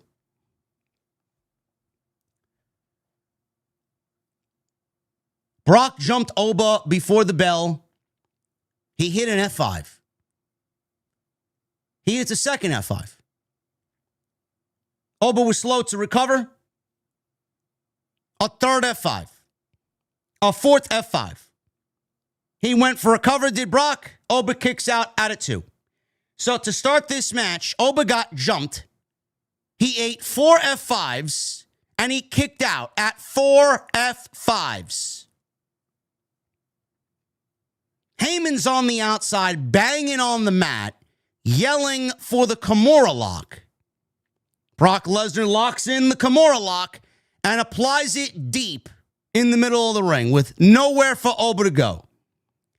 So Oba, he's selling the hold, he's selling the move, he's trying to hang on, he's surviving.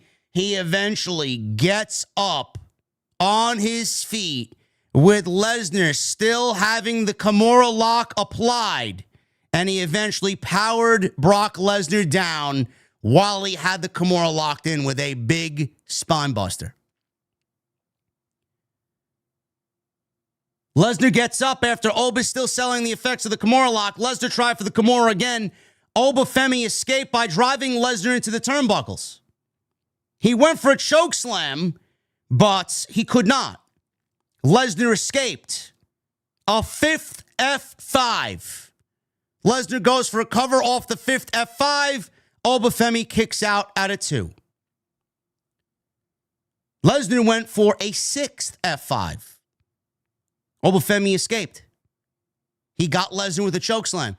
Not really a big, gigantic, gargantuan chokeslam. It looked like Lesnar had jumped a little too early in the midst of the chokeslam, and it kind of made the entire move fall apart. Commentary even had to cover for the lack of the chokeslam, saying that Oba did not get all of it.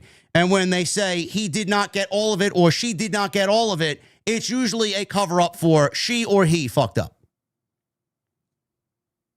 This chokeslam could have been a lot better. It was the only thumbs down of the match. So, there's a fifth F5 here. So, he went for the F5, chokeslam. Oba goes for cover, he gets a 2 count. Oba hits a clothesline. And he sends both him and Lesnar over the top rope to the floor. And they both hit hard. So on the floor, Lesnar takes Oba Femi, drives him into the ring post. He went for the Kimura lock again. Oba escaped. Lesnar then takes apart the commentary table and delivers a sixth F5 of the match. And he puts Oba through the table. Table disintegrates. It collapses. It looked good. Fans are chanting, holy shit, holy shit. So Lesnar got in the ring. He's laying in the far corner of the ring. He's laying on the floor against the turnbuckle. Paul Heyman telling the referee to count. Takes his sweet-ass time making the count. He starts the 1 count. He had already put Oba Femi through the table, and there was like a good 10 seconds before the referee even started his 10 count. So he starts counting.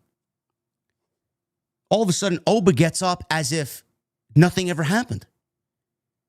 Referee reaches a 5, 6. Oba gets up. He just stands up.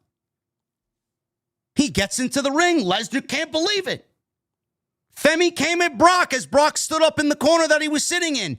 And he delivers those European uppercuts back and forth. He delivers those European uppercuts. Tossed him like yesterday's garbage. He tosses him. Big overhead throw on Brock Lesnar. Tossed him down to the mat. Oba went for the fall from grace. Lesnar's in the powerbomb position. He legitimately, as Oba lifts him up, jumps up in the powerbomb position, lands on his feet, delivers a 7th F5. And that was enough to put Oba Femi away. Oba loses. Brock wins with 7 F5s. And Brock Lesnar finally defeats Oba Femi after a month of sitting at home after retiring, stewing over the fact that he might have lost some speed on his fastball. Comes back and reclaims the beast.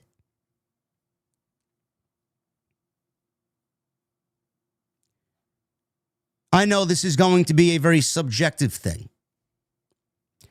I thought this match was great. Are we entertained by Brock Lesnar delivering theoretically the same match every single PLE? One PLE, it's German suplexes. The next PLE, it's nothing more than spamming F5s. Like this guy had fucking WWE 2K26 finishers stored up out the asshole. Yes, I understand it's not the most entertaining style of match.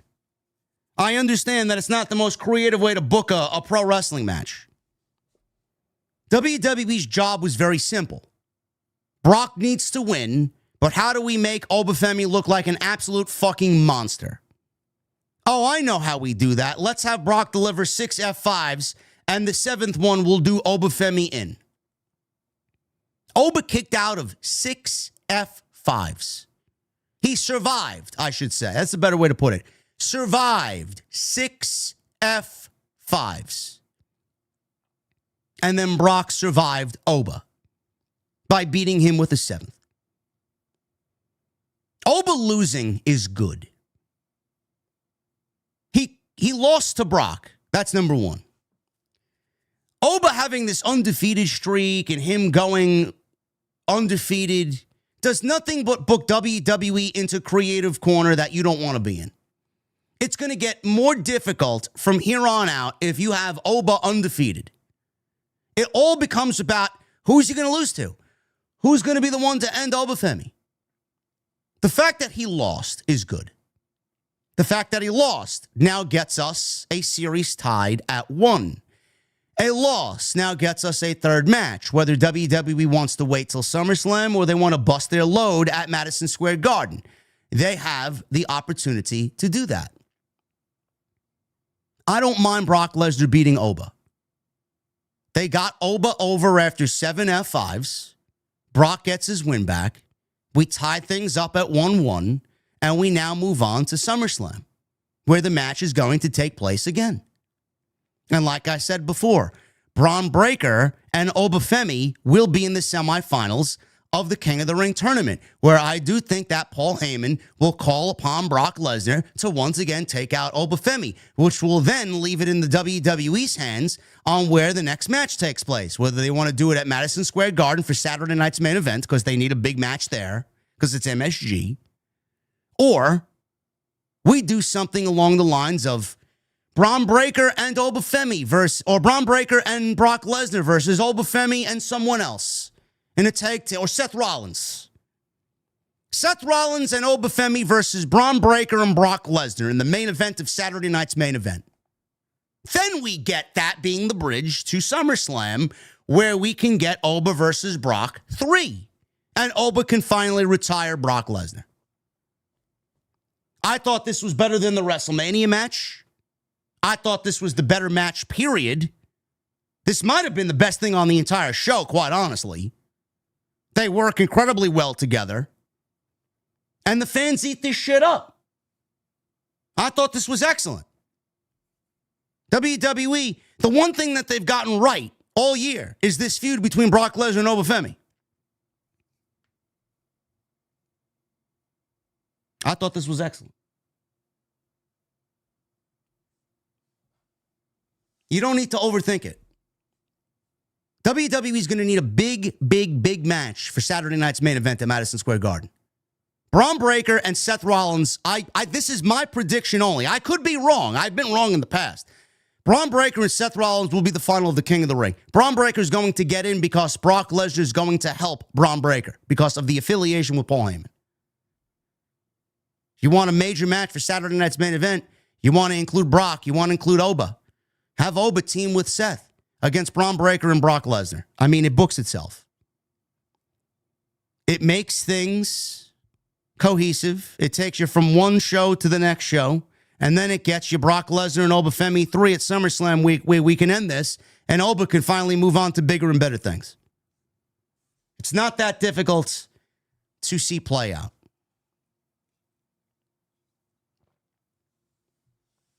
Oba Femi got devalued. Oba Femi did not get devalued.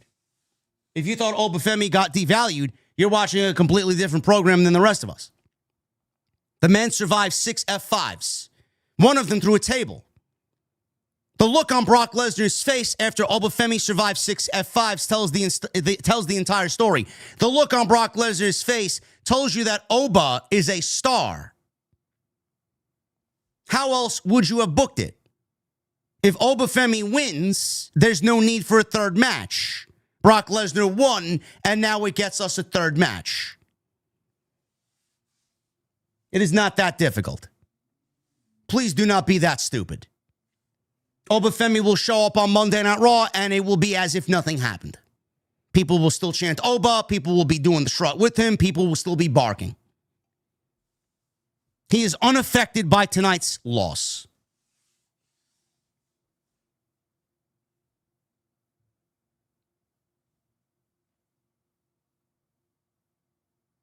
Julia, The Vision, and Santino Marella was in the crowd. They all got minor TV time here. They did a recap of the El Grande Americano feud in AAA. Sol Ruca. She went one-on-one with Becky Lynch. This was for the WWE Intercontinental Championship. I thought this was good stuff. I thought this was easily Sol Ruca's best match on the main roster. I thought she really did good against Liv Morgan, too, on her opening night. I thought this was better. Becky tried to hide behind the referee and take a cheap shot. Sol avoided it. She was in control early over Becky. This was on the outside. They go back into the ring. Becky knocked Sol off balance. She went for a springboard and knocked her off the ropes and took over and went on offense. Becky landed a second rope leg drop. She took a little bit too long to position herself on the top rope. Landed it anyway. It looked really good. Sol makes a comeback, lands a release German suplex, and then a drop kick off the second rope. She kipped up. She then hit a big running knee. She goes for a cover. She gets a 2 count. Sol went for the Soul Snatcher off the ropes in a springboard. Not in the corner like she usually does. So she went for a Soul Snatcher early. Becky avoided it and went right into an armbar. Sol pivoted into a crossface. Becky applied a disarm her. Sol escaped. So Jessica Carr rolled to ringside and tried to get out of whatever they were planning. There was an Irish whip spot in the corner, and Jessica Carr had to just bolt out of the ring as she jumped out of the ring. She re-entered the ring. Becky was already in a roll-up, but some time was wasted. Could have been a 3 count, but it only ended up being a 2 count on a Becky roll-up. Sol then countered into a 2 count of her own. Becky stayed on offense. She didn't really say anything to Jessica Carr at that point. She got another 2 counts.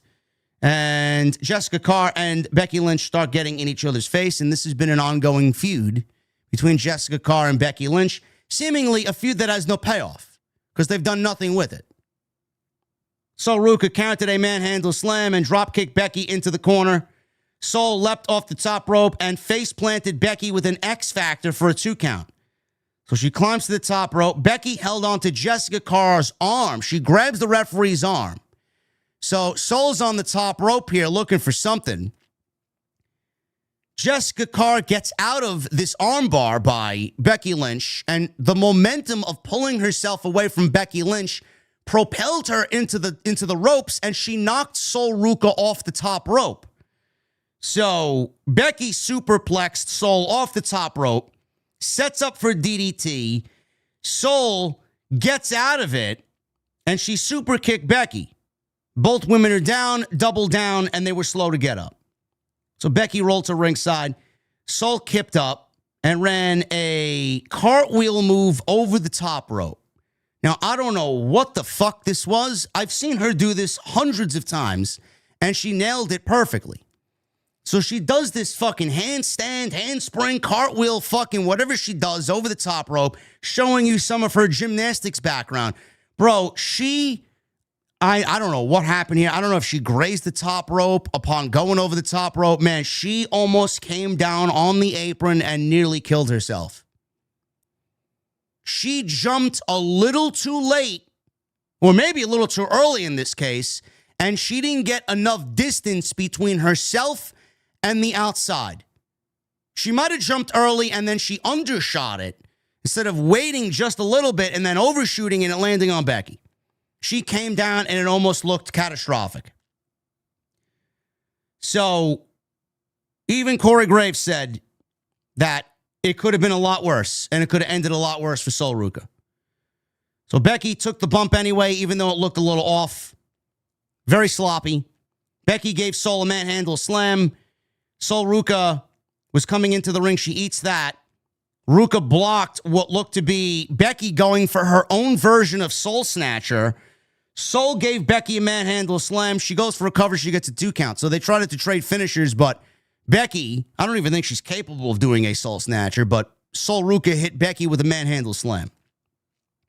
Becky lifted up Sol. Sol rolled out of it. She then jumps into a second rope Soul Snatcher, one after the other. Boom. 1, 2, 3. And Sol Ruca is the new WWE Intercontinental Champion. She hasn't won a singles match on the main roster. She's got 1 win to her name, and that is by disqualification over Becky Lynch at Saturday night's main event. Her one and only win came against Becky Lynch, and she won the Intercontinental Championship. I thought this was good. Outside that little botch with that handspring over the top rope, I thought this was good. I will say, I think Sol needs to rely less on the acrobatic shit and more of what she does to tell a better story as an in-ring professional. Doing these flips and overly relying on these flips and these fancy spots and these fucking gymnastic spots.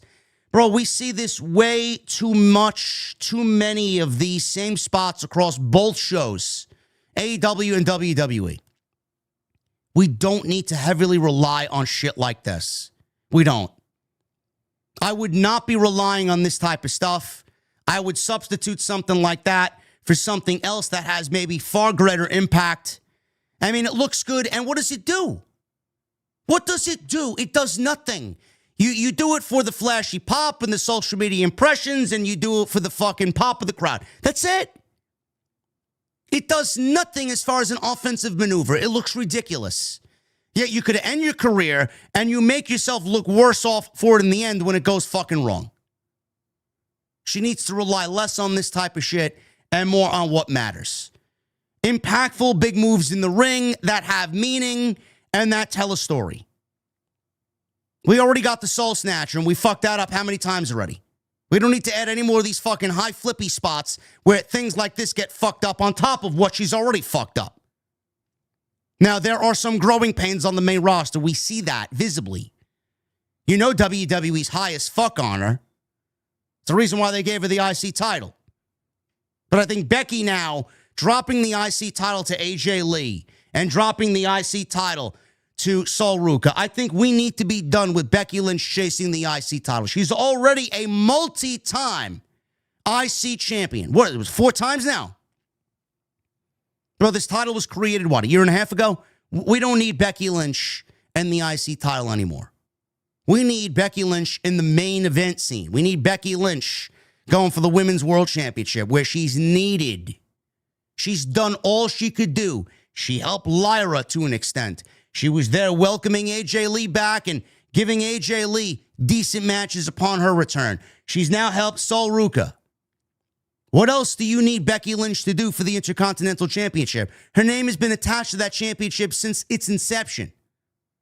Sol Ruca is now going to take that and do what she needs to do with it.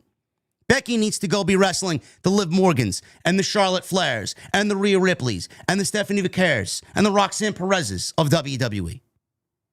There's much more for Becky to do. Much more important for Becky to do. I thought this was good stuff. I said, this is good for Sol. This is also good for Becky. Becky's now going to be in the Queen of the Ring tournament, and she's going to show where she's most important. Now, they opted to put Becky and Sol in the tournament. I thought with Sol winning the championship, she wouldn't be in the tournament. I thought Becky would be in the tournament upon losing. But apparently WWE opted to put both of them in the tournament. I don't know why. But Becky is where she needs to be, and hopefully she graduates once again to the World Heavyweight Championship title picture. We got a couple of bombs here. I need to call them out before we move on to the...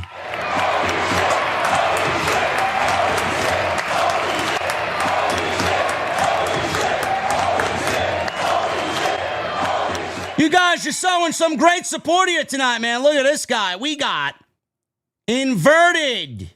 Brother, I haven't seen you in so long, bro. Oh, my goodness. Inverted aim with a $100 super chat. He simply says, cheers, brother. Hope you are well, my friend. Thank you very much for stopping by and dropping a bomb on us. And we got another one here, man.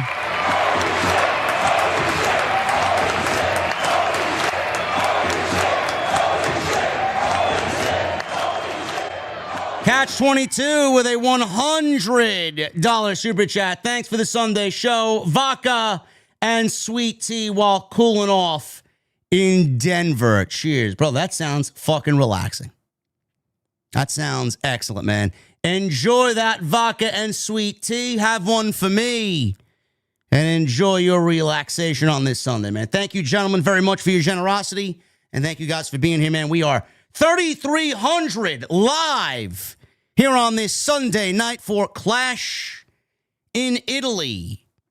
As we head towards the main event of these shows, 5 matches. 5 matches only.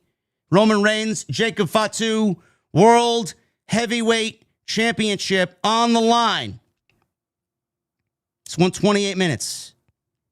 This went 28 minutes. I don't know why this needed to go 28 minutes and Cody only got 12, but I saved this part of the discussion for this specifically. The reason why Cody and Gunther only went 12 minutes and Jacob Fatu, Roman Reigns went 28 minutes is because Roman Reigns cannot be overshadowed. Roman Reigns cannot be outdone on the same show by Cody Rhodes. You see, when you book Roman Reigns and Cody Rhodes on the same show, egos will clash. Those egos are too big to work within the confines of what is best for WWE. So if Cody went 20 minutes with Gunther, he absolutely would have delivered a better match than Roman Reigns and Jacob Fatu. Roman Reigns would never allow that. 28 minutes for Roman Reigns and Jacob Fatu made sure that Roman Reigns not only in match length overshadowed Cody and Gunther, but solidified that Cody would not upstage and outdo Roman Reigns on the same show. Everything comes back to being a political aspect. These two egos cannot be contained, which is why people are already thinking, well, when October rolls around and we got Crown Jewel, is Cody still going to be the WWE champion? Is Roman Reigns still going to be the World Heavyweight champion? Are we getting Cody versus Roman? I don't know. You want to book Cody Rhodes versus Roman Reigns where neither of their titles are on the line? You think it's bad then? Imagine trying to book an outcome for that. Give me a fucking break, bro. You'd have a better time. You'd have a better chance of successfully climbing Mount Everest than getting a fucking solution to who wins that match in 2026. Fatu came out.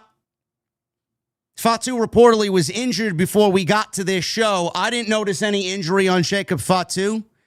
Sounds like, looks like, feels like Jacob Fatu's injury status ahead of Clash in Italy was, of course, overly exaggerated by the geeks on social media. I didn't notice anything wrong with Jacob Fatu. People were coming up with solutions. Oh, man, what if Jacob Fatu can't go? Are they going to cancel the match? People are already fantasy booking Drew McIntyre filling in for Jacob Fatu. Brother, I didn't feel, see, or notice anything off about Jacob Fatu tonight. He looked fine. He looked like he usually does. Give me a break. Bro, the first 10 minutes of this were fucking boring. I legitimately, bro, I needed to snap myself awake watching the first 10 minutes of this. This shit was fucking bad. Like, I already had 2 coffees during this program. I had a pour-over coffee, and I had a double shot latte. I was contemplating whether or not I needed another one. That's how boring the first 10 minutes of this match were. They started very slow. They worked their way through the crowd. They brawled into the crowd. They brawled by concessions that were in the crowd. Roman Reigns threw some ice and an ice bucket on Jacob Fatu. I don't know what he threw into the crowd. It looked like he threw mustard into the crowd. I don't know what the fuck he threw into the crowd. He threw something into the crowd. A food item, mustard, like bottles of mustard he might have thrown into the crowd. I don't know. So they fought back to ringside. This is where things started to slowly pick up. Fatu is taunting Roman Reigns with the Roman Reigns European chant. Reigns sets up a table. Or fans were singing Roman. So Fatu is on the receiving end of a table spot here. Fatu recovered during the table being set up. He slowly grabbed the table and slid it into the ring. Fatu shoved Reigns into the ringside steps. Fatu then slid the top of the stairs under the bottom rope. This is anything goes tribal combat. Roman threw the steps onto Fatu in the ring over the top rope, right at Jacob Fatu's head. It made a loud thud. He got his hands up. It sounded good.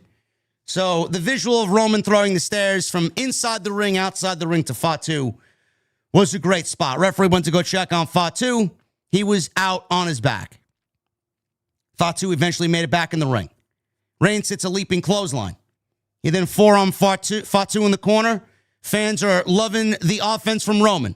He took Fatu down with a big boot. Fatu comes back with some big punches. Reigns kicked Fatu on a backdrop. Fatu starts coming back. Big headbutts, running hip attack. Fatu gave Reigns a shove into the ropes. Reigns, he went for a Superman punch. He missed, but it looked like he nailed it. But the way I watched it, it looked like he completely whiffed on it. It was very weird. I mean, they made it seem like it was like a huge spot in the match, a big Superman punch. Bro, clear as day, Roman whiffed this Superman punch. Didn't connect at all. All of a sudden, I see Fatu laying on his back. Replay showed he missed it completely. They sold it as a big spot. 2 count. Fatu blocked the spear with a super kick. He applied the Tongan death grip. Reigns drops to one knee. Fans are chanting OTC, OTC. Reigns tried to fight out of it. Fatu shoved Reigns over the top rope. Fatu leapt through the ropes. Reigns caught him midair with a Superman punch. Both guys were down at ringside. So Reigns starts looking underneath the ring. He grabs a kendo stick, he puts it back. He grabs a chair, he puts it back. He saw the toolbox. He takes the toolbox. He likes the toolbox. Up until this point, we didn't really get a real sense of tribal combat. Typical WWE fucking formulaic plunder up until this point. So Reigns grabs the toolbox, and he takes the toolbox, and he smashes the toolbox on Jacob Fatu's hand, which now takes the Tongan death grip out of Jacob Fatu's arsenal.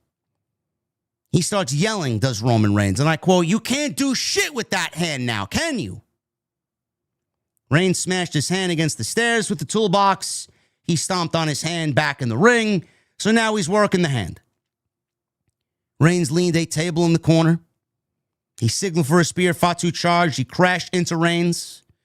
He held his hand, but he also was trying to get some offense on Roman. He let out a big yell. He charged at Roman Reigns, and he's trying to do the big barricade spot. Now, Braun Breaker would have been running like a fucking Tyrannosaurus Rex chasing the Jeep in Jurassic Park. Jacob Fatu was more like a Stegosaurus. Very slow. He ran as slow as he could, and he tried to spear Roman Reigns through the ringside barricade, which is another one of their favorite spots. So that did not happen. Roman Reigns, he eventually spears Fatu through the opposite side barricade. Now, if you guys know where the timekeeper's barricade is, on the opposite side of that by the ringside aisleway, Reigns put Fatu through the barricade and knocked two poor schmuck security guards down in the process. I legitimately thought they got hurt. Either that or they were very great at selling. So, back in the ring, Reigns speared Fatu. Reigns asks Fatu if he really needs any help to beat him. He starts taunting him and talking shit to him. I didn't need the Usos. Do you see the Usos out here? I don't need anybody helping me. I never needed anyone, he starts yelling. So Reigns starts ripping off every single turnbuckle except for one. The one where the table is propped up in the corner. He rips off all of the turnbuckle pads. Fatu went for the tongue and death grip. He could not apply because his hand is too injured because Roman attacked it with a toolbox. So Reigns connected with a Superman punch. He then rammed Fatu into the exposed turnbuckles. Fatu caught Reigns with a spear out of nowhere for a near fall. Reigns, he's looking up at Fatu, about to deliver the mighty moonsault. He avoided it. Fatu, though, caught him with a pop-up Samoan, and then he goes for another mighty moonsault. He connected it for a near fall. Reigns kicked out of the mighty moonsault, but in the kick out, he low-blowed Jacob Fatu. Now, I could swear I've seen this spot done before. I think Jay did this same spot to Roman when they wrestled Tribal Combat. I think. This was a spot in the last Tribal Combat match that we saw. So a inadvertent low blow. After the replay from a better angle, we did see that it was very much purposeful. They began to stand up. They punched each other. Fatu applied the tongue and death grip. Roman Reigns escaped and rammed Fatu's head into the exposed turnbuckle again. Reigns speared Fatu into the corner. The table exploded. Shattered the table. Reigns speared Fatu and scored a 1-2-3. See, yes, I was correct. Phil in the chat, Caden in the chat says, yes, I am correct. I knew I'd seen the spot before. I could have swore Roman did this with Jay in their Tribal Combat. Being that there was only two. There was, I think, one with Jay and then one with Solo, correct? Roman wins. Michael Cole said Fatu has been neutered and domesticated by Roman Reigns, who is now still the head of the table. What a way to make the fearsome and absolutely devastating Jacob Fatu look minuscule by using words like neutered and domesticated. Yes, he's a dog. Thank you, Michael Cole. Usos came to the ring. Michael Cole said Fatu must now, in Roman Reigns' words, serve him, work for him, and love him. Tomorrow night on Raw, Fatu must do his tribal service and acknowledge the head of the table. Are you entertained? I know I'm not. What's the story now? Are we going to now build sympathy towards Jacob Fatu over Roman Reigns, who's going to go back and do the same thing that he did to all of his family on his way to accumulating 1,300 days as World Heavyweight Champion? Are we going to see the very power-hungry, egotistical Roman Reigns, tribal chief, head of the table, now do the same thing to Jacob Fatu that he did to Solo, that he did to Jimmy, that he did to Jay, that he did to Sammy? Are we going to do this now, doing it all over again? Are you not entertained? What happens at that point?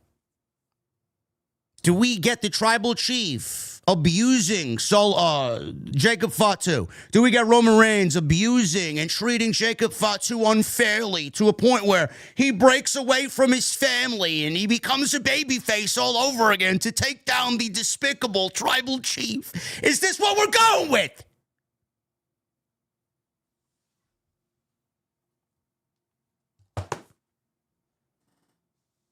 Fucking awful. family drama is as uninteresting as anything they've done on television. None of it's new. None of it's exciting. It's the same fucking storyline peddled year after year after year. Yet you took one of your more legit guys and used the terms neutered and domesticated to fucking describe what happens to him next. It's a great job there, Paul. Can't wait to see WWE's Academy Award winning writers write the same fucking narrative that we saw with Jimmy, Jay, Solo, Sammy, and the Bloodline story back when they did it before he lost the title to Cody, man. I can't wait.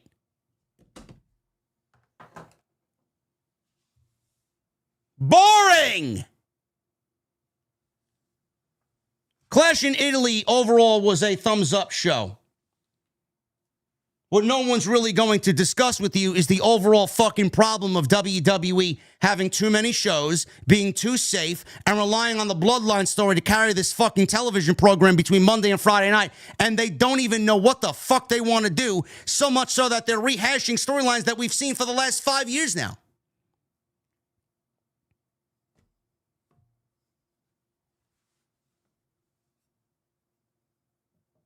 On to Saudi Arabia and Night of Champions, where we have a King and Queen of the Ring tournament taking place over the next 3 weeks.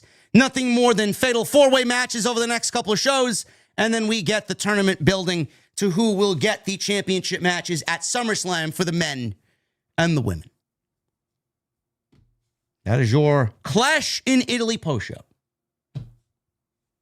Thank you guys for showing up tonight. Appreciate you. You guys are great. Follow me on social media at JD from NY206, Twitter, Instagram, TikTok, and Cameo. Hit that subscribe button down below. Turn on the bell for all notifications.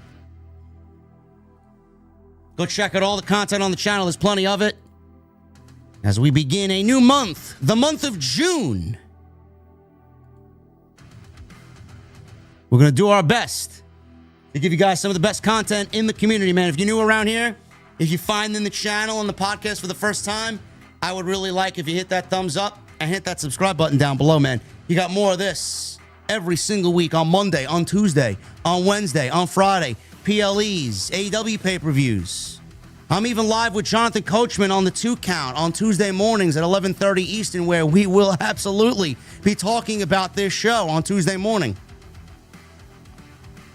And then Tuesday night with the Solid Monster on Tuesday night. Titans as we near 150 episodes. You guys are great.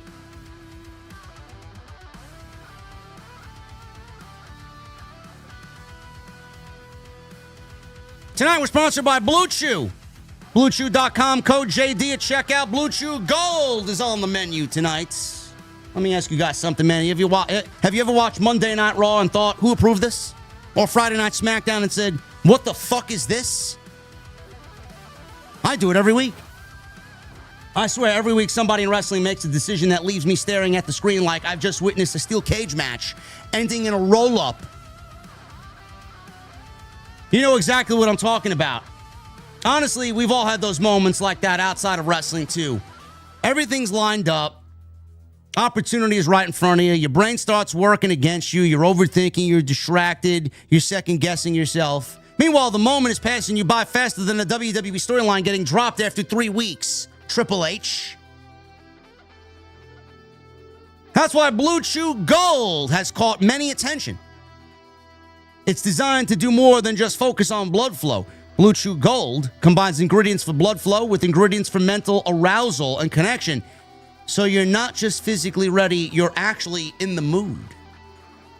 And honestly, that makes a lot of sense because being physically ready and mentally ready are two completely different things.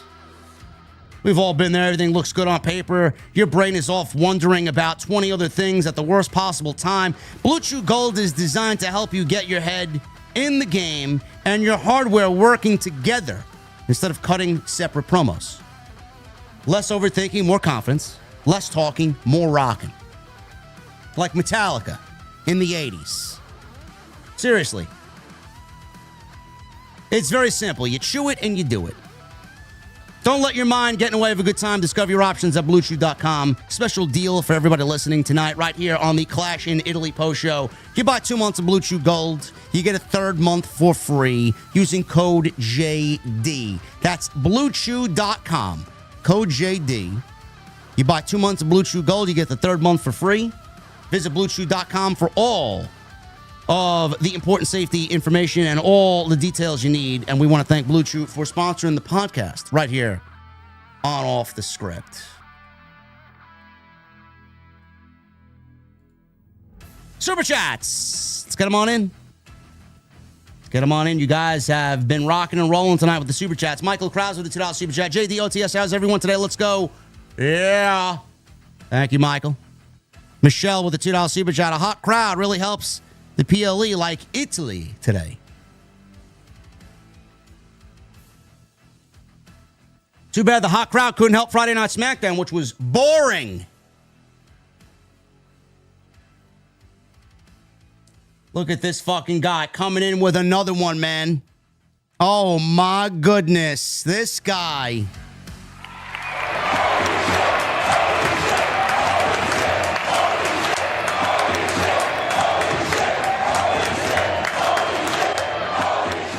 Quo in the dark, violence, speed, momentum. Let's wake up! Let's wake up! Absolutely. Oh, my goodness. Inverted aim. Thank you, brother. Coming in big tonight with 2 hundos. Love it. Best in the world, Matt with a $5 Super Chat. Gable versus Penta for the IC title at SummerSlam. Let's bring in Full Circle. Chad needs to finish his story. OTS for life. Brother, Chad Gable should have catapulted himself into serious title contention no matter what. If WWE still doesn't book Gable in a meaningful way after what he did on Saturday night, this administration can't be trusted with anything. Anything.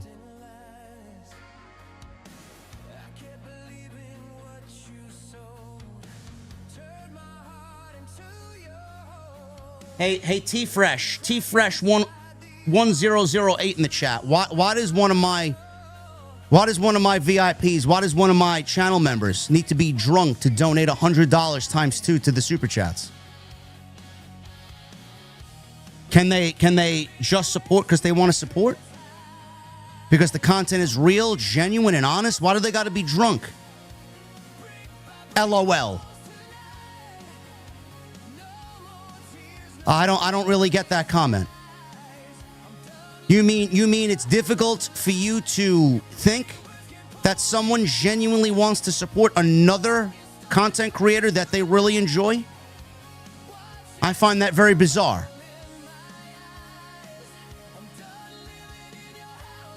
No, it's not a joke. It's not a joke. I don't look at that as a joke. He's drunk? No, he's not. He's been with me since the day I started this fucking channel. Give me a break. We used to play what, Inverted? What did we used to play, bro? What was it? Black Ops 3? Ghosts? One of them. I mean, the guy's been with me since fucking the days of Call of Duty back in the day. Come on now. Ridiculous. It's not a joke. It's not funny. Nobody's laughing at you. Get him out. Get him out. I don't give a fuck of it. Go watch Sap. Go watch Alba and Sap's new podcast on fucking Wednesday afternoon. Fucking ridiculous. Get out of here. Captain Solo with a $2 Super Chat. Sesame Street Levesque strikes again. Brother, Big Bird and Elmo would have a better chance of booking this show better than Paul Levesque.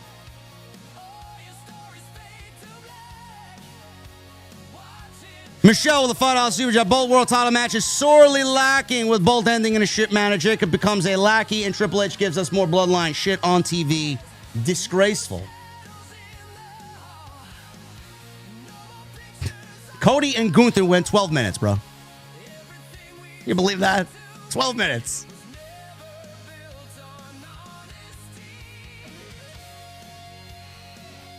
Adam Birdsong with the $10 super chat. What's up, JD and OTS family? Hope everyone's Sunday is going well. Quick question, JD. What was your favorite video game that you've ever played? Final Fantasy VII and Chrono Trigger. Final Fantasy VII is the greatest video game I've ever played.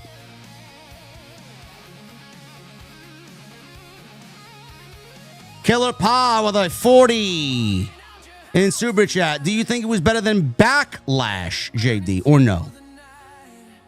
Was this better than Backlash? I would say yes. I would say it was better than Backlash. Phil with a 54 months. Thank you, Phil.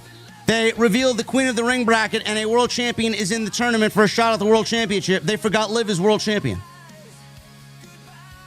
You know, it's crazy that they feel Liv needs to be in the tournament when you could have given that to Lola Vice. You could have given that to Nikita Lyons. You could have given that to Kendall Gray. You could have given that to anybody. You could have given that to anybody, bro. This is a company that doesn't know how to have any fun. Kalani Jordan. You could have given it to Kalani Jordan, who's probably due for a call-up soon anyway.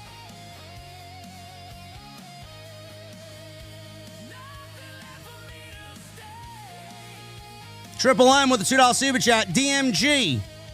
Guardians make their own fate. Is this hope copium? Brother, there is something in the works. Nobody's going to convince me otherwise, man. I know they want people to play the update on June 9th. We're going to play it regardless, but there's going to be a continuation. There's going to be a Destiny 2.5, bro. All these changes are not going to go to waste. They cannot leave the game in its current state just to fucking die. They're not doing this for no reason. None. That Destiny Infinity rumor is going to be a thing because I don't think Sony's going to immediately greenlight Destiny 3. Bro, they need a dedicated team to give me raids, strikes. Bro, give me the story. That's all they need to focus on. If they get the core game right and give me some strikes, like really well thought out strikes, man, and give me some fucking content when it comes to that type of thing. Raids, story. Maybe fix the bounty system. There's something in the works, bro. There's something in the works. Scripps with a 49 months. AAA Noches de los Grandes was much better. I enjoyed myself on Saturday. I enjoyed myself. That Gable versus Kaiser match was fucking fantastic. Johnny Boy Vaccaro with a 25 in Super Chat. Cody versus Gunther rematch will be a submission-only match. Gable bled more when he took off the mask. The match was amazing, and glad Gable is free from that gimmick. Bro, Chad Gable, he cut him, he bled. I don't know if he bladed or not. Bro, he took off the mask and made the wound open up more so that he could bleed live on camera during that interview. That's how much of a beast Chad Gable is.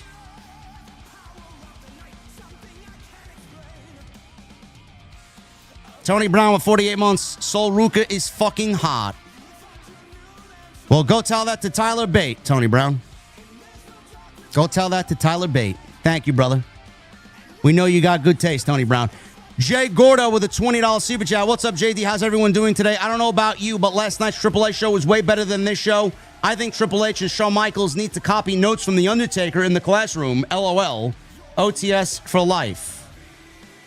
Bro, The Undertaker has been booking circles around both Shawn Michaels and Triple H. And I don't know why. Everyone's like, give Undertaker some of SmackDown. No. He'll end up falling into the same fucking pit of despair like the rest of them. Street Fighter with $2 super chat. I have bloodline fatigue. Brother, you ain't the only one, man. JM with a Canadian $5 super chat. Hey, JD, what's your King of the Ring and Queen of the Ring final predictions? For the men's, I'm going with Rollins versus Breakker. And for the women's, I'm going Io versus Charlotte. I'm going JC Jane and Charlotte. I'm going Rollins and Breakker. Talked about it in the beginning of the stream. Hopefully you enjoyed that segment.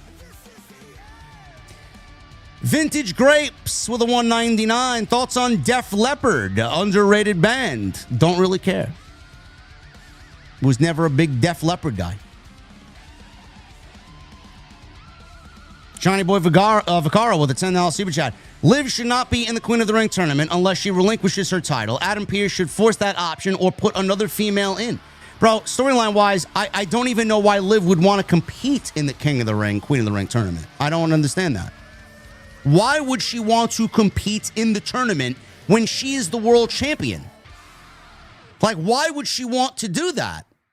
I know if I'm a champion and I'm in the tournament, I'm complaining.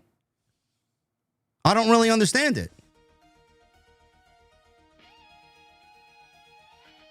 The only Colmac with a $4.99. Love you, JD from England. Bro, would much rather watch 100 hours of Brett vs. Shawn than any WWE show these days. Yeah, well, you got 100 hours of actual emotion there, Colmac. That's why. You guys are fucking killing with the super chats tonight, man. Oh, my goodness. Scripts of the $5 super chat. Tonight's show has been brought to you by the letter H and the number 3. Boring.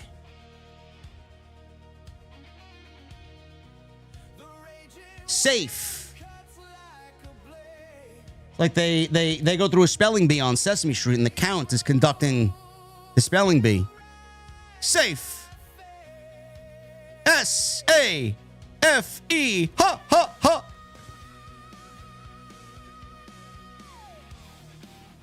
Giants with a $5 super chat. Hope you enjoyed your beautiful Sunday today.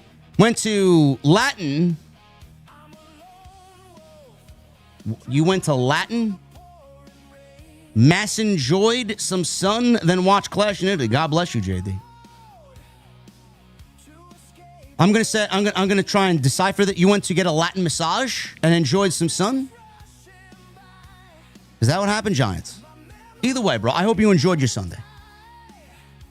Captain Solo with a $2 super chat. Want to see Kaiser dethrone Dirty Dom. Well, it's going to happen. Triple Mania in Mexico, night 2. Triple Mania is 2 nights. One in Vegas and then one in Mexico. Which begs the question, is WWE testing the waters with AAA to see if they could run WrestleMania in 2 different cities? I don't know. True Styles with a new membership. Thank you, True Styles. What the fuck are you drinking, True Styles? Alex with a 5. In what world do Cody and Gunther get barely 10 minutes? What are we doing?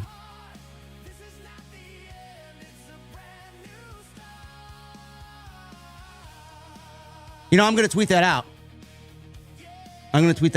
Only in this Triple H administration would Cody Rhodes and Gunther get 12 minutes.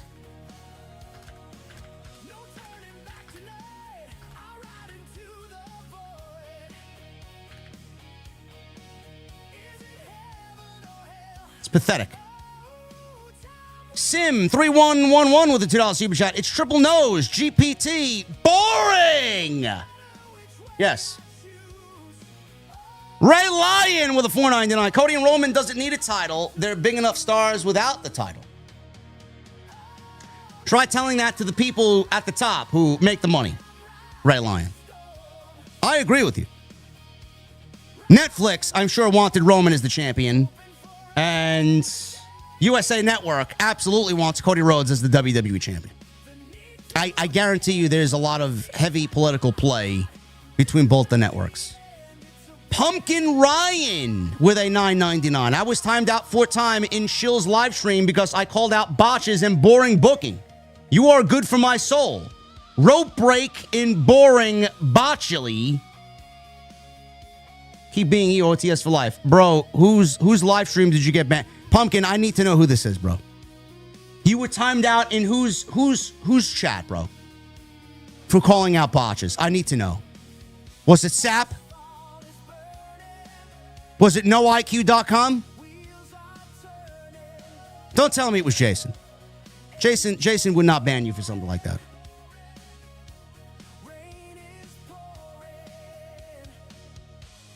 It had to be Fightful, bro. It had to be Fightful.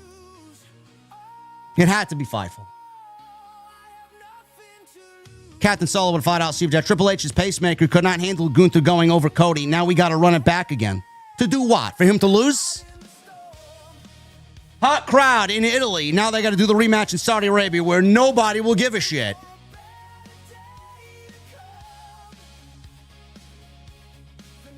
Wrestling days. You're good, bro. You're good, man. Another one of those fake reactors, bro. It's all right. You are here, my friend. You get none of that garbage over here. You get nothing but the honesty and the truth and a genuine reaction over here. Boots with a $5 super chat. Triple H, the type of guy who wears a life jacket in the bathtub. Yes. Yes. I like that. I'm gonna use that. If I can remember it on Tuesday with Jason, I'm gonna remember that. Captain Solo with a $10 super chat. Punk and McIntyre are sorely missed. This shit sucks. It sucks big time, bro. It sucks big time. Oh my goodness. Before we play Fire Ablaze, man, look at this fucking guy. Man, you guys are fucking killing it tonight, man. Oh my goodness. Yeah, T-Fresh. What happened now, bro?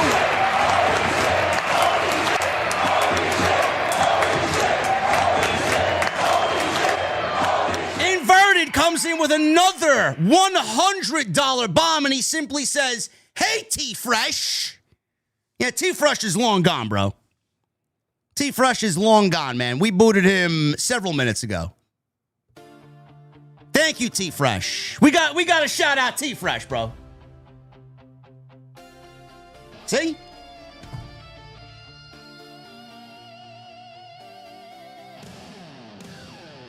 Inverted, thank you, brother. Captain Solo with a $2 super chat. Yes, Punk and McIntyre are absolutely needed and missed. Tay-Tay with a $19.99 in super chat. Triple H and his writing team should have been fired after WrestleMania 42, in my opinion. These people continue to play it like Sesame Street over and over and over again. Yet the Bloodline stands will say this is cinema. Click, copy, click, paste. Yes. Absolutely. Boots with a $5 super chat. Triple H is the type of guy who looks both ways before turning the page of a book. Yes. Yes. Bro, I gotta use some of these, man. This is gold. Pumpkin Ryan with a $4.99. Drunk Liv pre and post show was the best part about the boring trash can of a show. Bless her heart. Brother, she's got to have fun, man. Those after parties in Italy, man, got to be a blast, huh?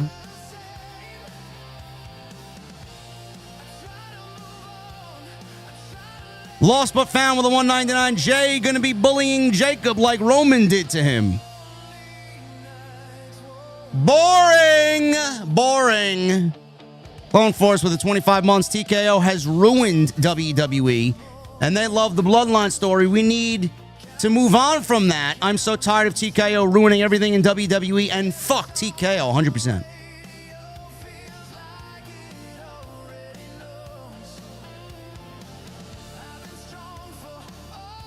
Pumpkin Ryan with a $1.99. Triple H's SAWFT. Soft. Another two guys he's going to bring back to fucking Aura Farm.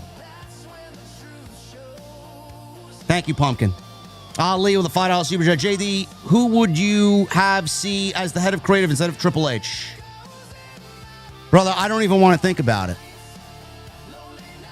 I don't even want to think about it. Paul Heyman. Paul Heyman.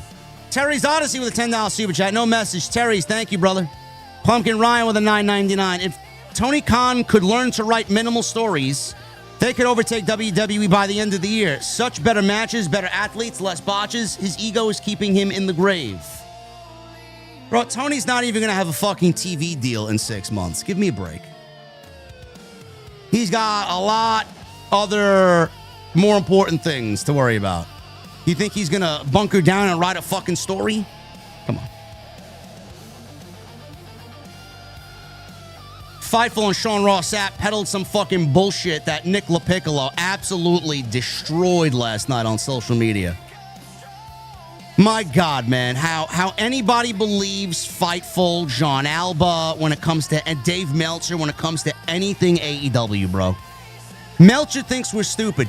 For some reason, he's got the AEW pay-per-view numbers, but nobody knows the Max numbers, but he knows exactly what they did on Max, streaming the pay-per-view. Gotcha. Bro, when they land on YouTube, there's gonna be a lot of different. I'm gonna fucking come up.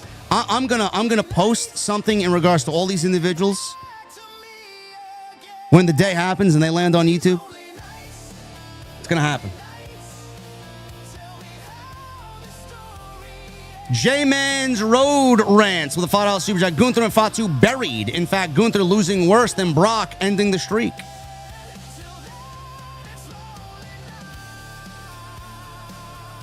Bro, let's be real. They botched Gunther coming out of John Cena's retirement. They set him up for failure.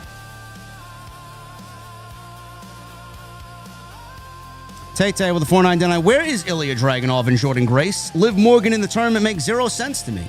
Brother, I don't know where Ilya is. And Jordan Grace, bro, they may have given up on Jordan Grace, honestly. After she got hurt, I don't even think people realize she's still employed.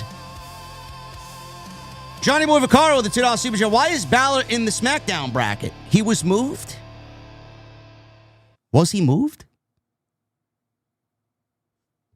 They put him in the SmackDown bracket. That's got to be an oversight, bro. That's got to be an oversight. He's got blue around his graphic. I don't know.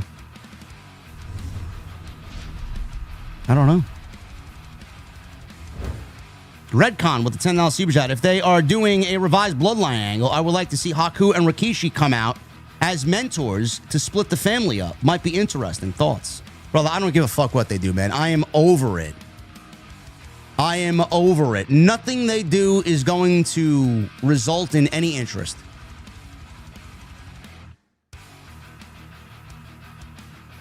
Nate TV with the 46 months. Well, after today, I think it's official. JD Cody Rhodes' belt is now the B belt. The heavyweight title is now the A belt, thanks to Roman and mostly Punk. Well, nothing will overtake Roman's ego, Nate. Pumpkin Ryan, $9.99. Jade couldn't sell a snow cone to someone suffering in hell. I largely agree with that, Pumpkin. I largely agree with that. Let Main 22 with a $10 super chat. What's up, JD? Your thoughts on any chance Io wins Queen of the Ring and we get Io versus Rhea at SummerSlam? Finally beats Io for the first time to retain her title. I hope we don't get a triple threat with Cody, Punk, and Gunther. I like that. I think that's awesome. Listen, if they do that, I have absolutely no problem. We could do Rhea and Jade without the title on the line. And it's something that absolutely could be used to break up Charlotte and Alexa. I might actually like your idea better, let me. That's actually, listen. Maybe he's going to make up for it for not giving her a solid WrestleMania match. Both of them. Pumpkin Ryan with a $4.99. Oba lost to Ricky, Timu Rock Saints, and Tony D. Spaghettio. You can't make this man unbeatable. You just can't. Go Brock. Yeah, the thing is, Ryan, they want you to forget everything he did on NXT. None of that counts. They will gladly erase all of that. Lenin Jimenez with a 20 in Super Chat, Mexican pesos. But JD, Oba got buried, JD, from LA 207.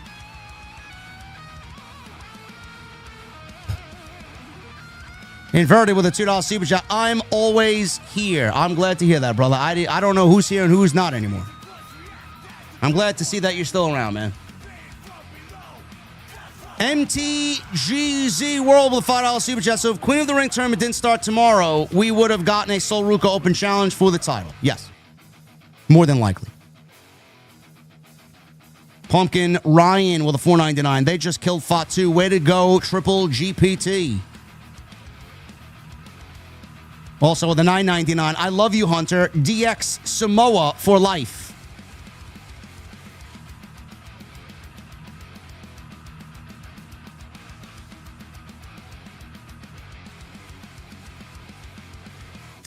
This guy comes in with another bomb. Look at this fucking guy, man. Oh my goodness. That's not the right sound cue. There it is.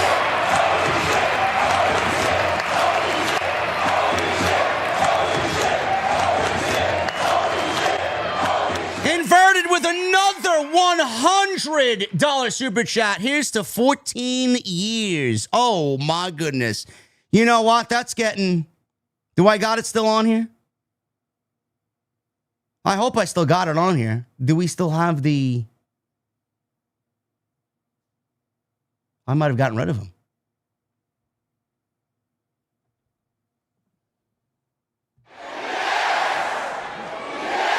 Yes, Chance.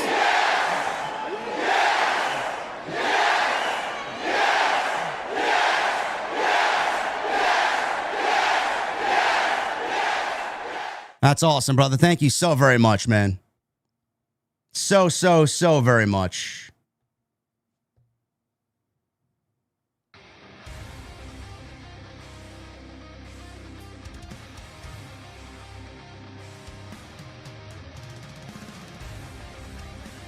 Phil with a $9.99. So instead of having Roman chase the world title and his Ulafala, we're getting Jacob falling in line and figuring out where his royalty lies. MFT or Bloodline, or worse, another Bloodline civil war. Phil, thank you for the $10 in the super chat, brother. I love you. You just made me just unequivocally sad, thinking that this is more of a reality now than ever before. You believe that? Endless boredom. $1.99 is baffling to me how JC was wasted in WWE. You mean JC Mateo? Brother, the best thing that happened to him is him getting released.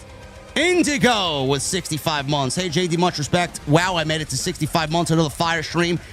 Been a lot going on, but your content is always a nice escape. Much love, brother. Indigo, thank you for being here, man. All the comments, all the support on the streams. I see it. I see it, bro. Skyler 7078 with a $4.99. Hey JD, I know you typically throw the boring label at a wrestling show, but what's something non-wrestling related that you hurl boring at?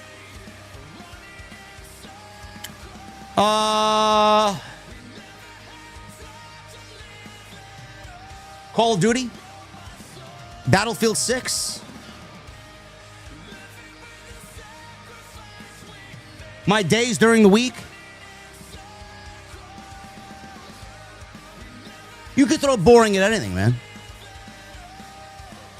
G Rocka with a $19.99. Watching the streams for a few months. I love the channel. Grande match was insane. Gunther, heel heat is lukewarm. Meanwhile, Gable is hot as fuck.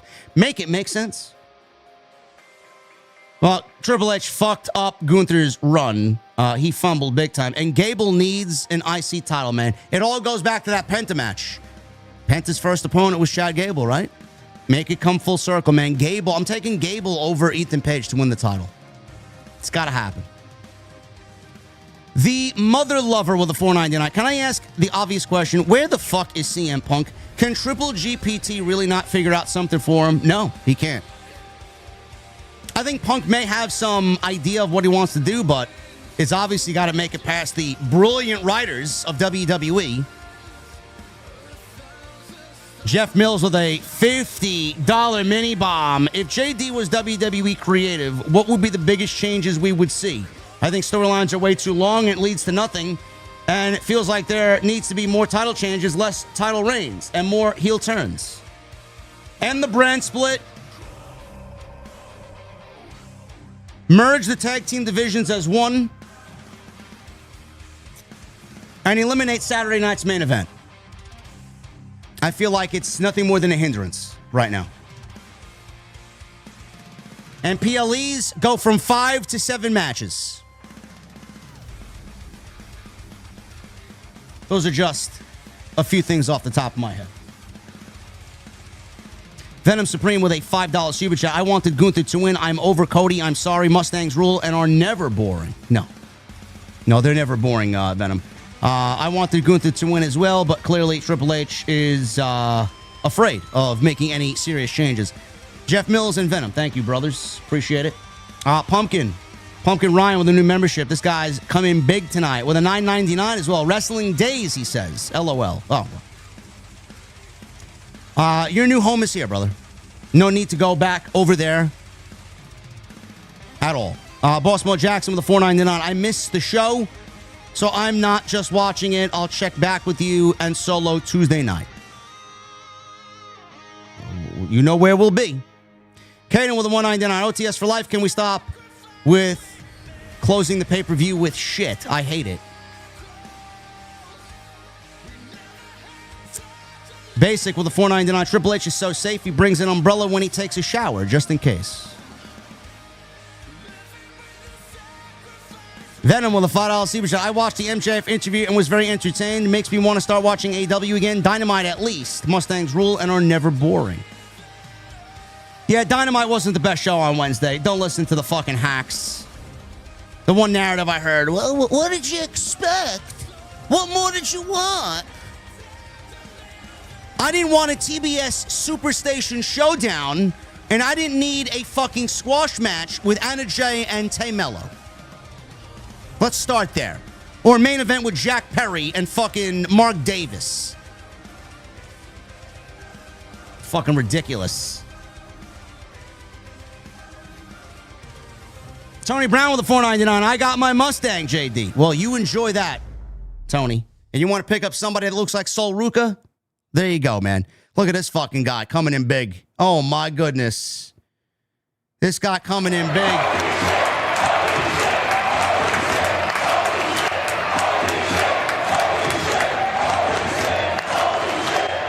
Welcome home, Pumpkin Ryan, with a $100 super chat. He says, I'm home and it feels so nice. This guy, man, this guy's a fucking beast today. Oh, my goodness. Pumpkin Ryan coming in big. Thank you, brother. Appreciate it very, very, very much.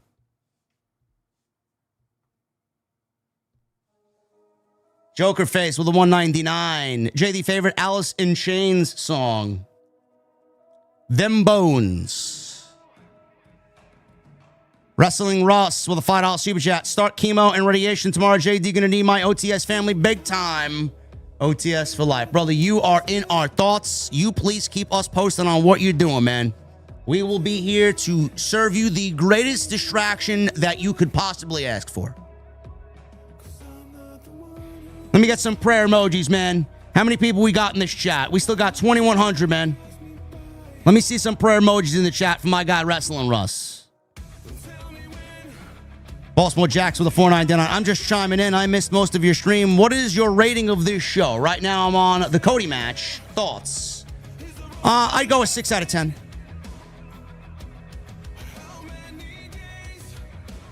GC America with a $4.99. Jade Cargill, the modern Ahmed Johnson. She's got the bod, but boring. I like that. Now, Ahmed Johnson had a lot of upside, man.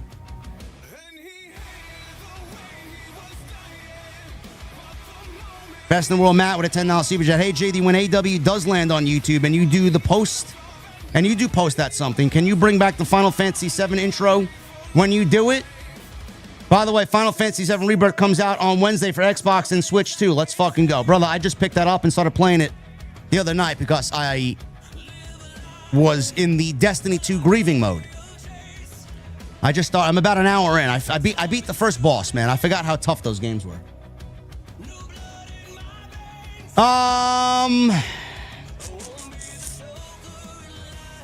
Furious with a $4.99. What's up, JD? Clash in Italy was a good show, but damn, I miss CM Punk, Drew McIntyre, and Kevin Owens. Also, Kendall Gray should put Meltzer in his place. The best thing for Kendall Gray to do is do the opposite of what Dave Meltzer asks. Travis with a 45 months. Definitely wasn't a great show, but it wasn't terrible. Bro, they all feel the same. They all feel the same, brother. Giants with a 5. Latin Mass, as in church, Jay. The extra money for making me laugh. Ah. I thought you got a Latin massage, bro. Latin massage sounds a lot better than Latin Mass. Hopefully you enjoyed your Sunday regardless. Inverted.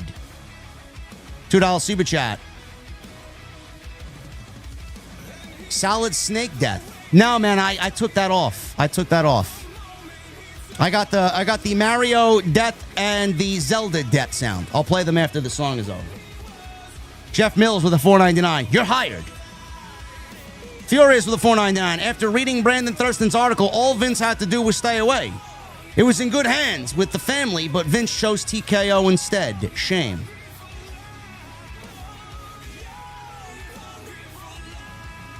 Vince killed WWE in more ways than one, bro.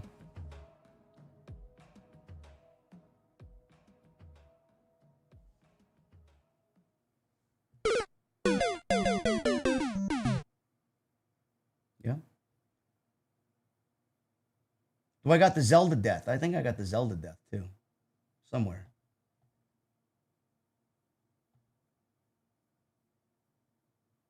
I might have gotten rid of the Zelda death.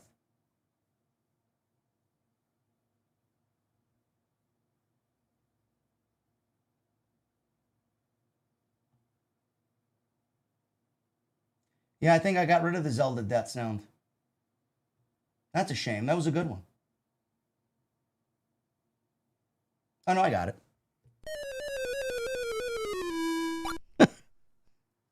Those are always funny, man. I always love those ones. It's me, Mario. El Mase with 34 months. Te quiero mucho, JD. Te quiero mucho. Under tacos. I'm going to say you enjoyed the AAA show on Saturday night. Pumpkin Ryan with a $99.99. Thank you, Ryan. Appreciate you being here, brother. Mike Witt with a $5 super chat. Respect your opinion, JD, but I'm also just so over Brock. 5 or 7 F5s or 57 F5s, 86 German suplexes are boring. The company will be better when he actually retires. I don't think we are going to be with Brock Lesnar for that much longer. Let him get it out of his system, bro. Let him get it out of his system. Jeff Mills with a $9.99. I missed your Brock match review, but I actually really love the fact that he brought the arm submission back. Been wondering where that was in the arsenal. When Brock really wants to sell and work, Brock will really sell and work. That's the thing. I guess he brought it out because he really enjoys working with Oba. And they needed to make the match feel different than WrestleMania. Furious Nation with a $4.99. AAA May 30th was awesome. Props to everyone involved, especially The Undertaker, the GOAT, in my opinion. Also, which Vince McMahon rat would you can? Bruce Pritchard would be out of a job immediately if I was in charge. He brings nothing to the table. Nothing. Venom Supreme with a $5 super chat. I missed the beginning of the show. What did you think about Jade today? I think she was okay with Rhea. Do you agree? Mustangs rule. Not better than the WrestleMania match. Furious Nation with a $1.99. Mason Rook is better than Mason Ryan. Mason Rook, he wrestles. He reminds me of Keith Lee. Keith Lee used to be a large guy too, and he did things that a cruiserweight could do. And Jeff Mills with a $4.99. Where does Slayer's South of Heaven album rank in your all-time list? All-time list? Probably not on my list. South of Heaven isn't even my favorite song. My favorite Slayer album is probably...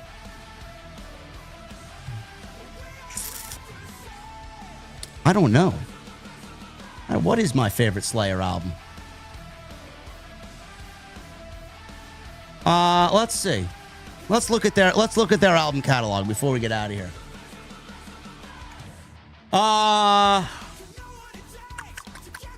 Yeah, my favorite album is Seasons in the Abyss. My favorite Slayer song is War Ensemble. I also like Jesus Saves. I like Criminally Insane. I like Born of Fire. And I also love, a lot of people may look down on this. I love Diablos and Musica. I think Bitter Peace is a great fucking song. I really do. I think Bitter Peace is a great song. I think Diablos and Musica is a great album. Oh, Rain in Blood, JT. Rain in Blood is their best album. No, it's not. No, it's not. Anyway, I'm getting out of here, man. I got to go have dinner. Thank you guys very much for all your support. I appreciate you all. You guys are great, man. You killed it with the Super Chats tonight. James Gender with 14 months. Did you hear the new Anthrax song? I did. I am very excited about the new Anthrax album. I think it's going to be a banger of an album, and they're going to go back and give us that old school feel, man. Love it. Anyway, guys, I'll see you Monday for Raw. I'm getting out of here. I got to go eat. Thank you for all the support tonight. You guys killed it. Until Monday, we'll be right back here with more on Off the Script. I'll see you guys later.